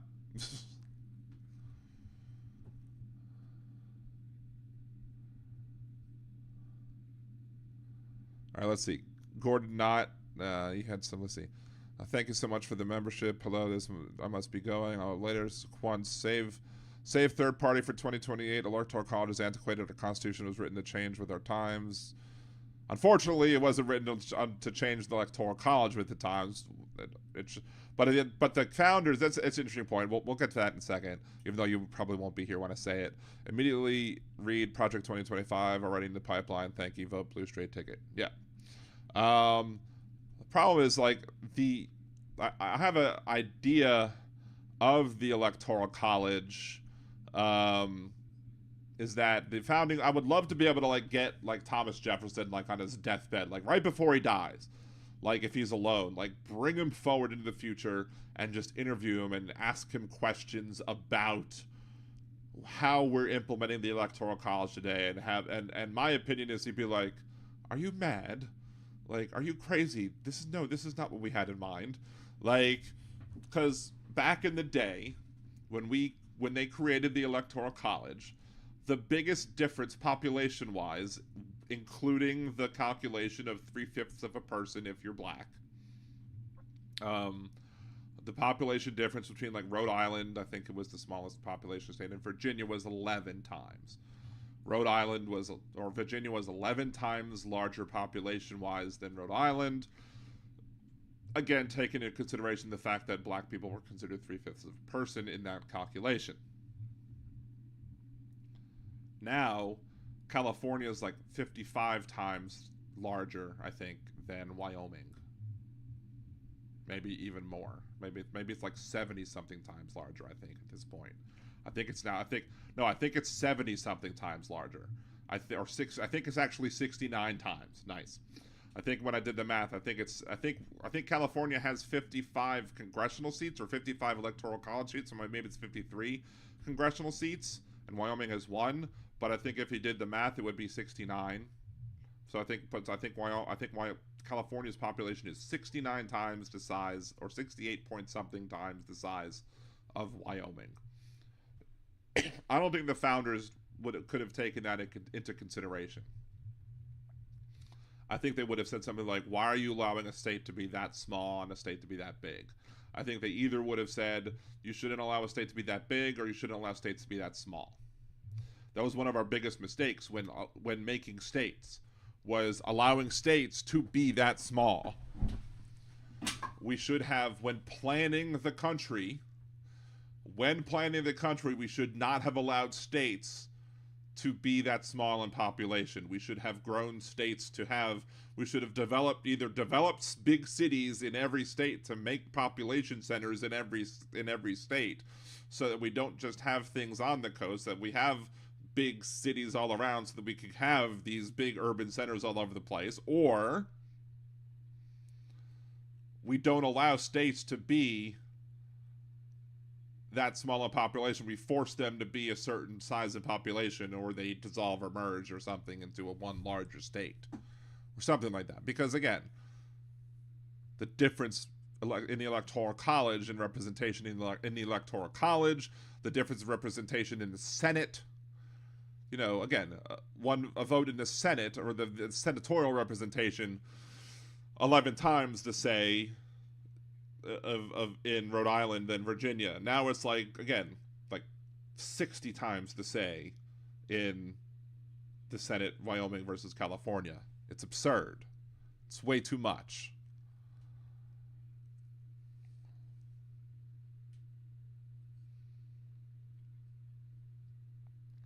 Easy.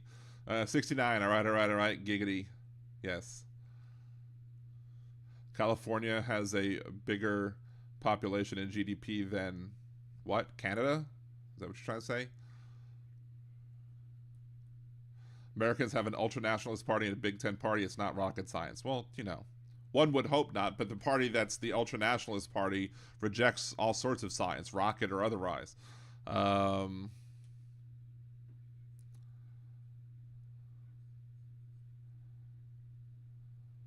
Rob Saunders, Jeff, that is like my position on Israel and Gaza. I don't know enough to make a well-informed comment. I do think there needs to be a peaceful working solution.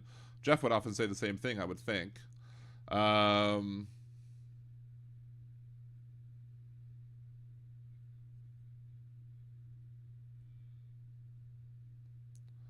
Let's see.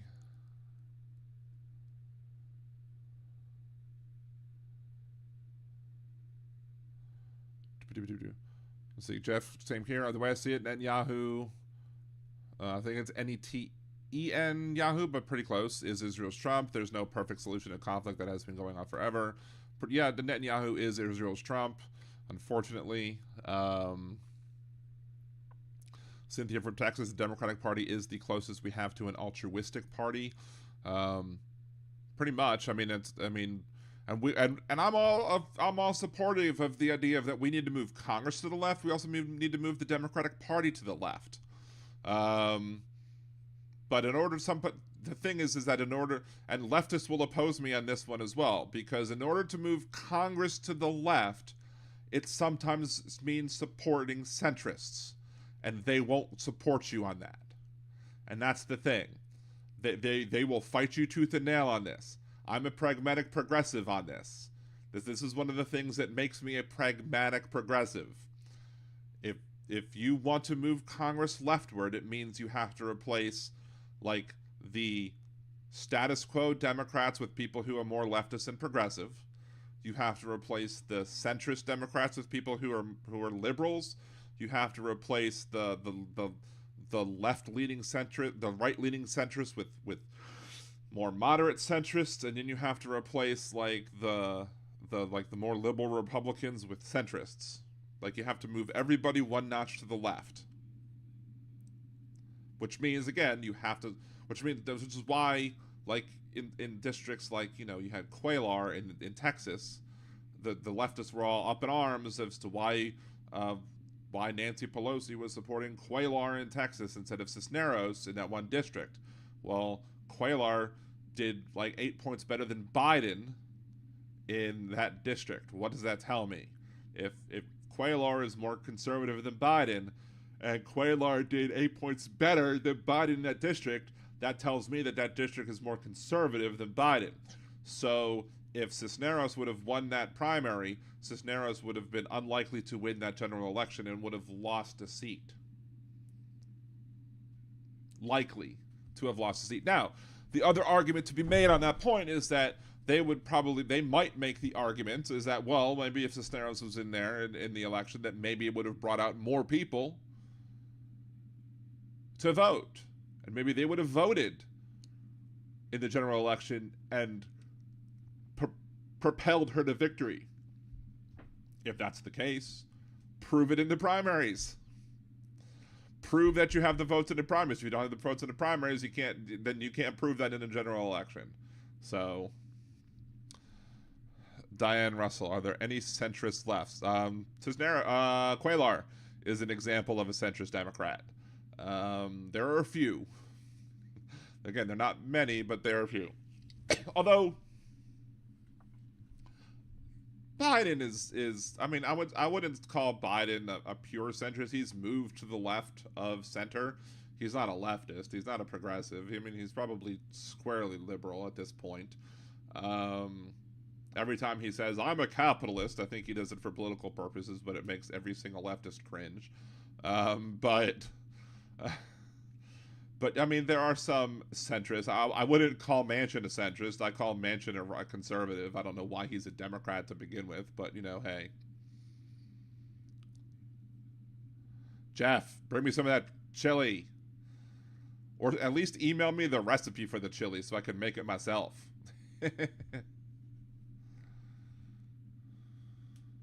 Easy E. Bernie would not win the general because he was not going to compromise enough, probably. That's the thing. Well, Bernie, and one of the things about Bernie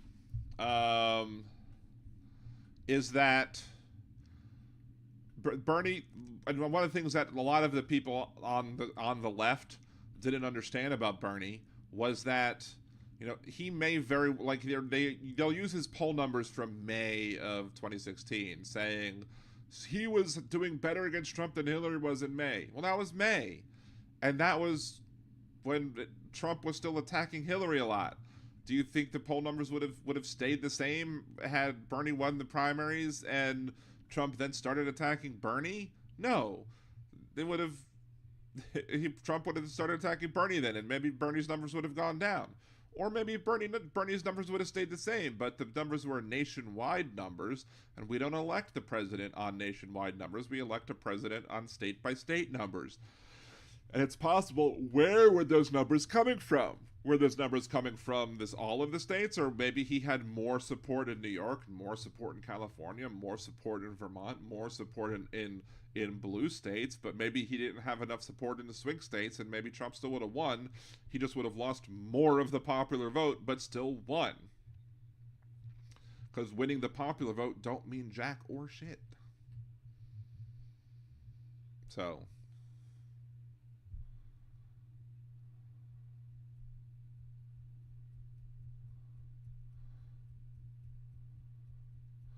Chris, Carla Blake asked one dentist if genetics had anything to do with bad teeth. He said no. I always had it heavy tartar, so do my kids, no matter how much we brush. I mean, I maybe that I would get a second opinion on that one, because my dental bills have been high because I've had lots of issues with some one person in my family in particular. I'm not going to name names, but every single time I get a new tooth issue with that individual, I'm just like, Ugh.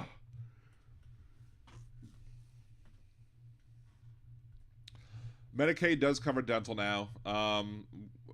Well, although we do have our own, I did pay for dental through work, even though I have Medicaid dental, because Medicaid dental doesn't go through the dentist that I like. So I'm just going to my own I'm paying for my own dental to go for my dentist. So, but Medicaid doesn't cover braces, which is stupid. Wait. I like to prepare guacamole, avocado, mayo, pasta, and cheese. I would say I did put avocado into a recipe that I made that I found on TikTok, and it was actually pretty good. We didn't add mayo to it though, but I put ricotta in it, not mayo, but it was really good. See, Medicare for all is probably unrealistic too. Would probably take 3 terms to implement without just raising taxes to much higher levels. Well, here's the thing: Medicare for all would raise taxes on people. And this is one of the things that pissed me off about people like what was it, Chris Matthews would piss me off so much when he was like harassing Elizabeth Warren about her Medicare for all plan or whatever, her version of Medicare for all. And he kept on asking, would it raise taxes? Yes, it would. But if you're going to raise my taxes by $500 a month for my family plan to be able to have Medicare for all, but I'm no longer going to have to pay $900 in premiums, and my monthly costs are going to be cheaper when it comes to co-payments, co-insurance, deductibles, etc., you're saving me money. What's not to understand? But he was so insistent on only looking at the taxes part and not looking at the whole picture. So yes, Medicare for all is going to increase your taxes. But, for a lot of people at least, Medicare for all would still probably reduce your costs if your tax increase is less than your premiums. So, loose libertarian, we're already paying too much in taxes we shouldn't be having to pay. That's the thing. But if, like, financially speaking, if you're going to tell me that I could pay $500, $600 more a month in taxes off of my paycheck, but then not have to pay $900 in premiums a month for my health insurance, sign me the hell up. But here's the other thing. Again, my being a pragmatic progressive, I am fine. The reason that Joe Biden in the last election did not run, to the chagrin of progressives and leftists who are not pragmatic, did not run on healthcare for all, Medicare for all, like he wanted, like the leftists wanted him to, and whined about. They're pointing at the polling data, so how popular Medicare for all was. Well, here's the problem. Biden's public option that he was running on polled higher, was more popular than Medicare for all. So why wouldn't Biden run on his plan that was more popular? Why would he run on a plan that was less popular than his own plan? It was disingenuous and made no sense. So if you were to say, all right, give me a public option, let me buy into Medicare with the same cost that it would have cost on my taxes as a pre-tax deduction, let me buy in to Medicare. Let me do that instead of buying into my employee plan, and see how many people do that. Hell, yeah, if I had that opportunity instead, cool. Let me do that instead. Give me that option. Give me that public option. I'll be happy to do that. Welcome back, Trucker John. And then you may end up with the possibility that, people might end up just all opting. A lot of people might then go opt in for Medicare for all. And then it makes Medicare better. Why? Because you probably have a lot of younger people opting into Medicare, And if younger people opt into Medicare, your results because of pooling is going to be better, because it's not just going to be old people now. It's going to have a lot of younger people in who are going to, improve your overall pooling results. So, A off Twitter, open enrollment for Medicare should be an option for every American. Yeah, and that's what the public option should be. One of my funniest conversations that I had at Firestone one time was some guy complaining about Obamacare, but then saying he wanted to move to Canada to get their health care. I'm like, hilarious. You're funny. You are hilarious.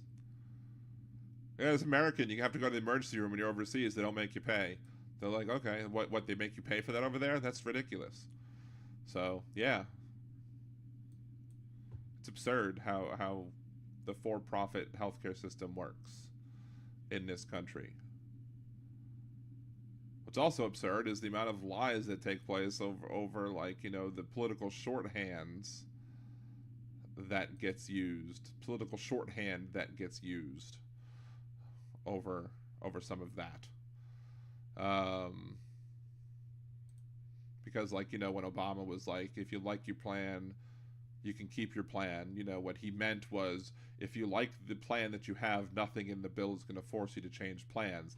It doesn't mean that your plan might not go extinct because the company you have chooses to go out of business, or your company, chooses to choose a different plan for whatever reason, etc. Or, if you like your doctor, you get to keep your doctor. Didn't mean, your doctor is going to be in servitude to you for the rest of his life. And we're going to keep him alive, indefinitely until you die. So, because people are disingenuous when it comes to politics. And I try not to be disingenuous when it comes to politics. I try to be as honest and genuine as I can be when it comes to political stuff. So, Jeff Curry, I need to sit behind Lib Dan to make gutter comments, not cuss. That would be funny. That would be funny to have. It would be like, when you had Obama and then you had, what was it, Michael Keegan behind him, and you had Obama talking, and then you had Michael Keegan giving his version of what Obama was saying. It's kind of like that. Yes, everybody go subscribe to Chucker John. If you haven't subscribed to Chucker John, go subscribe to Jeff Curry's Kids channel. Go subscribe to HBL Radio Nation, all of the friends of the show, etc. All that good stuff. See, in Canada, the difference is that while slow sometimes, the preventive care is always available instead of the U.S. system where you only go when you are on the verge of death. Well, that was the thing. Well, the Affordable Care Act did enable you to get preventive care immediately. As long as you have insurance, you can get preventive care, and it's covered at 100% first dollar. So that was one of the good things about the ACA, it stopped people from having to wait to go use the emergency room when they're on the verge of death. It enabled people to go treat their issues early. It enabled people to get preventive care first before, letting them catch issues first before it became an issue, a long-term issue.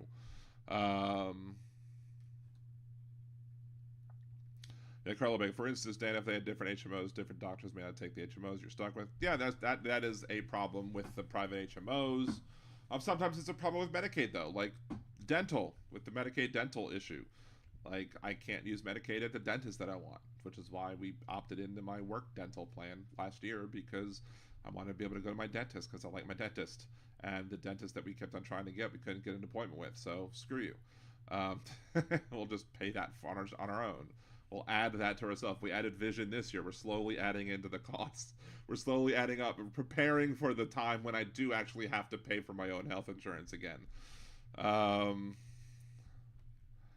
yeah.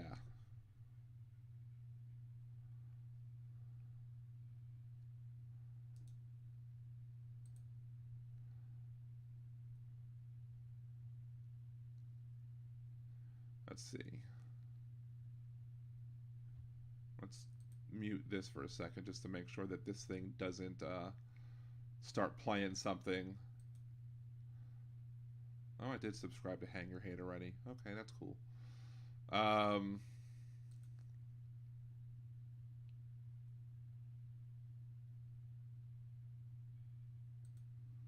Very, very cool. Hey, Benny's back. Nice to see you, Benny. Hey, Benny's back. As soon as Benny comes back, Gibson Media makes a comment as well. Holy crap. That's hilarious.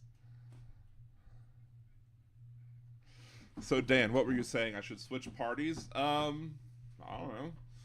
It's up to you what party, it's up to you what party you belong to. I'm just saying, you know, the party that's trying to keep you off the ticket is the party that you're running as. You know, maybe that should make you reconsider your allegiances. Maybe that should make you reconsider some of your politics. If the party that you're beholden to, if the party that I'm not saying beholden to, that's maybe that's the wrong word. If the party that you are a member of is trying to kick you out of it, if the party that you're a part of doesn't want to have you on the ticket, maybe that says something about the party that you're a member of. Maybe that says maybe that should have you do some reflection and to think about, you know, the politics that you've been a part of.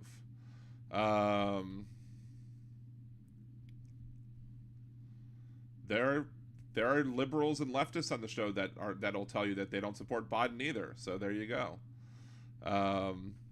You're welcome, Carla. I like to pay attention. I like to interact with the chat. I think it's fun. So,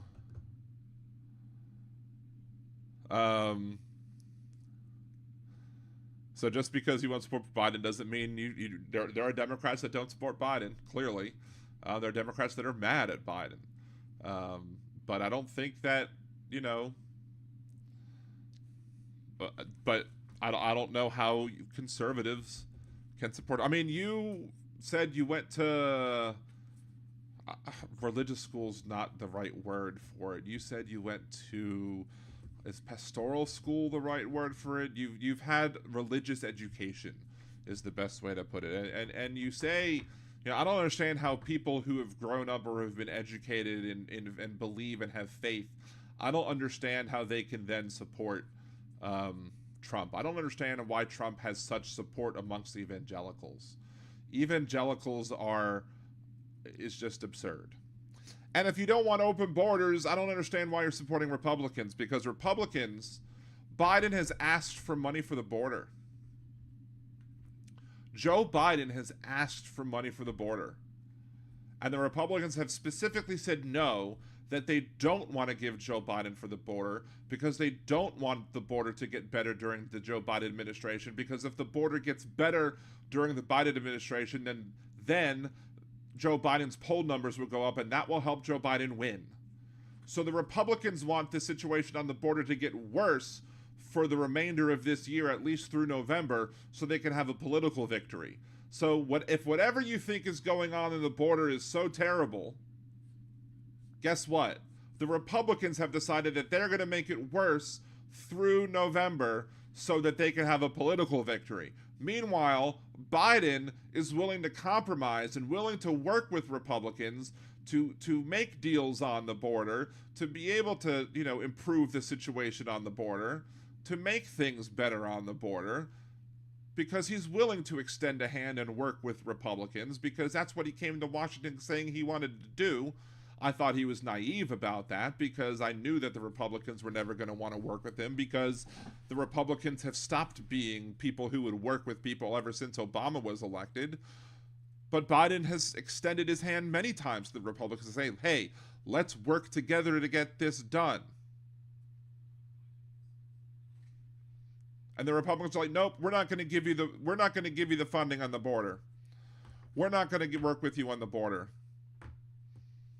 We're not going to increase funding. We're not going to give funding. We would rather see the border turn to absolute crap, so that your poll numbers get hurt, so that we can win in the fall. That's the Republican Party for you. That's the Republican Party.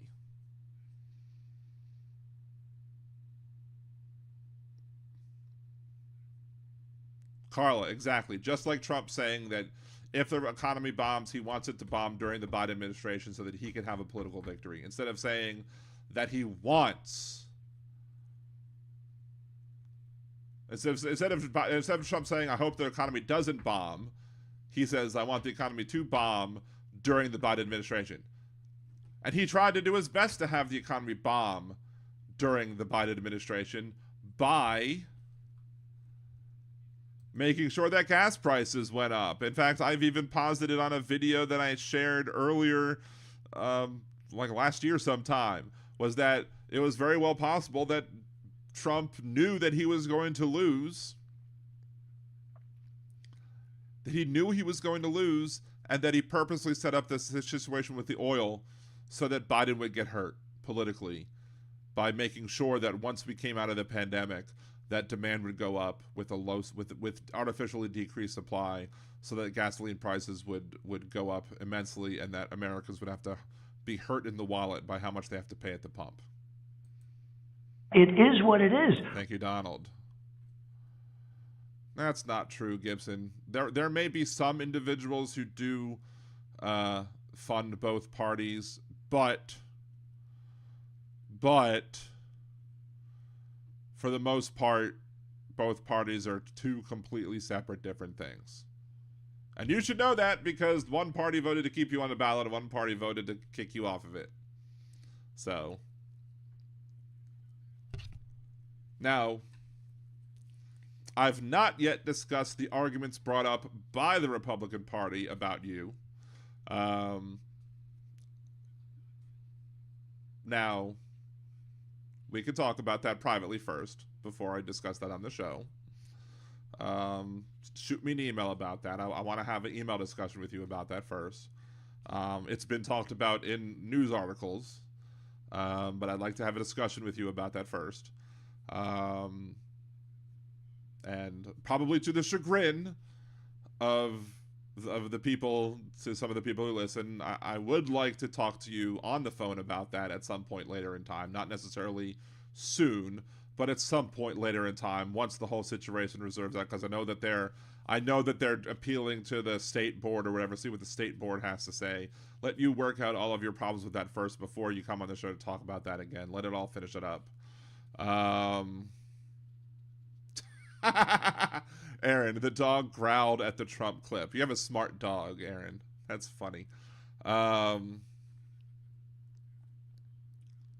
See, Gibson, I stand for Jesus and the blood he shed for the world so you could be saved from sin. Then you shouldn't be voting for Trump. You shouldn't be supporting Trump, because Trump is the grab him by the hoo-ha guy. Like, Trump is the last person that people should be supporting if you're a believer in Christ.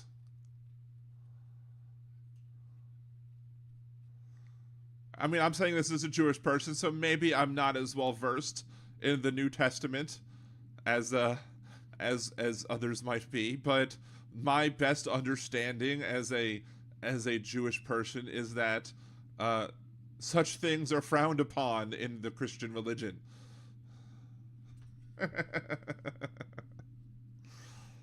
You know. Let's see if it works again. It is what it is. Thank you, Donald. Oh, the state board ruled in your favor too? I must have pissed off your local Republicans. Look, and I think you should be on the ballot. Regardless, as long as you're legally entitled to be on the ballot, let the voters have their say. Let the voters have their say. As long as you're legally entitled to be on the ballot, let the voters have their say. Let them know. Let them have all the facts. Let them have their say. Boom. There you go. I agree with the Democrats in your district. So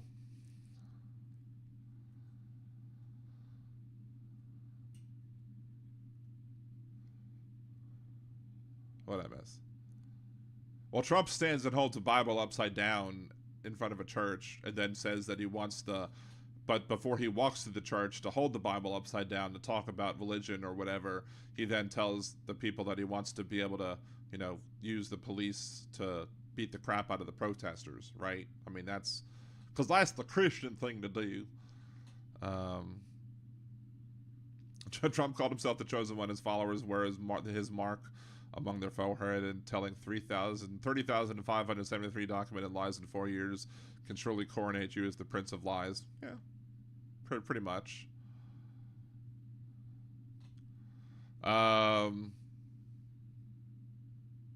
See, voters don't need political party babysitters to keep people they don't like off the ballot. That's true, but there's still some qualifications that, you know, do keep people off ballots. Like, you know, if you're my 15-year-old can't run for president because the Constitution prohibits 15-year-olds from running for president. Arnold Schwarzenegger can't be on the ballot because the Constitution prohibits naturalized people. Cenk Younger of the Young Turks, who says that he should be able to be on the ballot, is not going to be on the ballot because the courts are going to rule against him because he is a naturalized citizen and not a natural-born citizen, and as such, he shouldn't be allowed on the ballot because the Constitution prohibits him from being on the ballot. And, you know, somebody who is a citizen born abroad who has not lived here for 14 years is not allowed to be on the ballot, and that's the Constitution says that. And, you know, insurrectionists shouldn't be on the ballot either. And it will ultimately fall to the Supreme Court to determine whether or not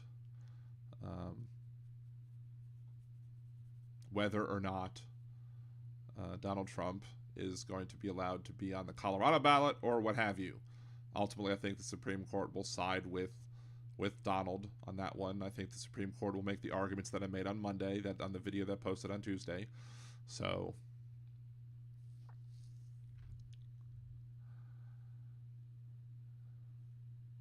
he can't even quote any scriptures. Who? Trump?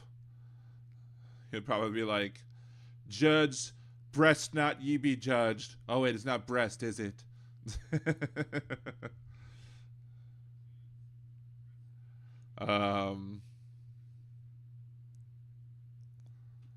Real Christians don't follow the guy calling himself the chosen one who also lies in record numbers. True.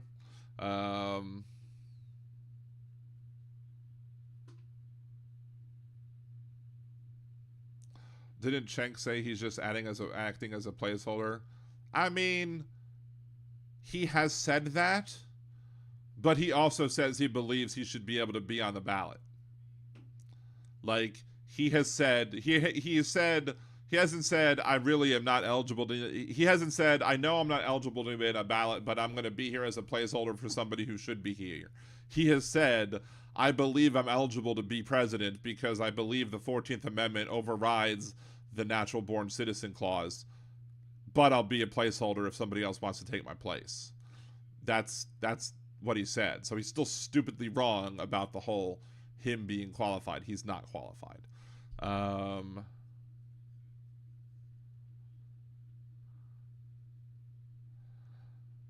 Let's see what. If they side with Trump, I think you will see challenges to Dobbs. What do you mean? If who sides with Trump? If the Supreme Court sides with Trump, you'll see challenges to Dobbs with what?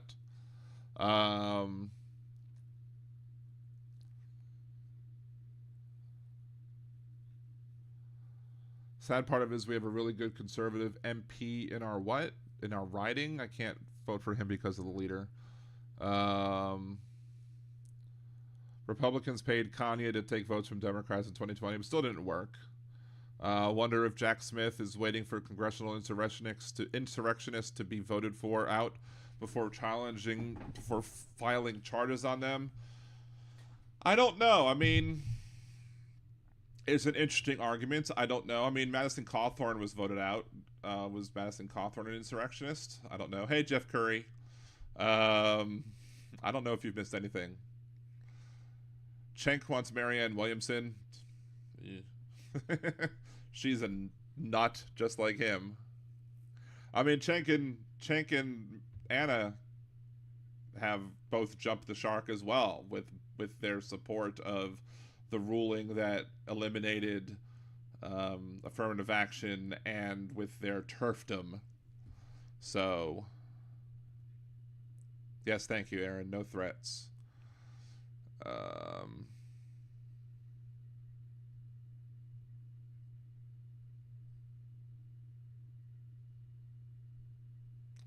Boebert will be voted out in the primary. That would be interesting to see. I can't wait for that. Funny thing is, like, you know, she moves, she moves to the other district to help make sure that her first district or her original district doesn't lose to Democrats. And it'll be funny if she then taints both districts and Democrats win both districts. That would be amusing.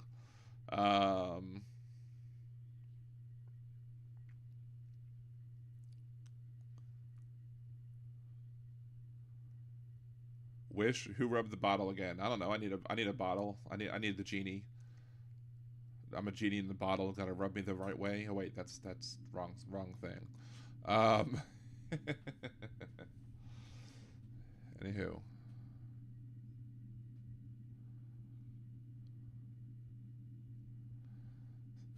I'm surprised with I think what was it, the Texas Democrat? He had said his power went out. I'm like, are y'all looking for Ted Cruz in Cancun again because some power went out in Texas because of ERCOT is terrible? So, anyway, I believe that this shall be the... we're closing up towards the end of the show. I think I've run out of planned topics today. Wait, Boebert needs one more term for lifetime benefits. She's desperate. Yeah, I mean, you know, you gotta live off the government teat, especially when you're coming from white trash Camelot. So, Chris, I hope I had your optimism. I really wish I had your optimism that Trump won't win. I don't believe that our country is smart enough to reject him. I just don't. I think that we have so many people, so many of the whiny left who are just too whiny about Biden and who are not remembering, you know, the horribleness of that was Donald Trump and aren't gonna stand up against the dictator, who don't understand that all of this BS coming with Dobbs v. Jackson is going to be just exemplified and amplified because of you know, Trump, and another Trump term is just going to give us more of the same. We're going to get more horribleness like that, and it's going to be a continued war on marginalized people, and the whiny left just doesn't seem to care. So, anywho, but this is the end of today's episode of Liberal Dan Radio. Talk from the left, that's right. I will be back Monday, unless there's any big stories that take place. If there's a big story that comes up, I will, of course, announce it on Twitter, and I'll post it on YouTube and come back. Please, again, remember, if you haven't yet followed me on Twitch, create a Twitch account. If you haven't already done so, go to twitch.tv/LiberalDanRadio, and please make sure to get that following so we can get, I only need 22 more followers now, so get that so we can get up to 50 so I can become an affiliate over there. Bobby Sider, go to liberaldan.com, click the Bobby Sider button, you can Venmo me, Liberal Dan, like videos on here, subscribe, share, etc. Otherwise, we'll be back Monday, same time, 8 p.m. Central, liberaldanradio.com and twitch.tv/liberaldanradio for more talk from the left. That's right.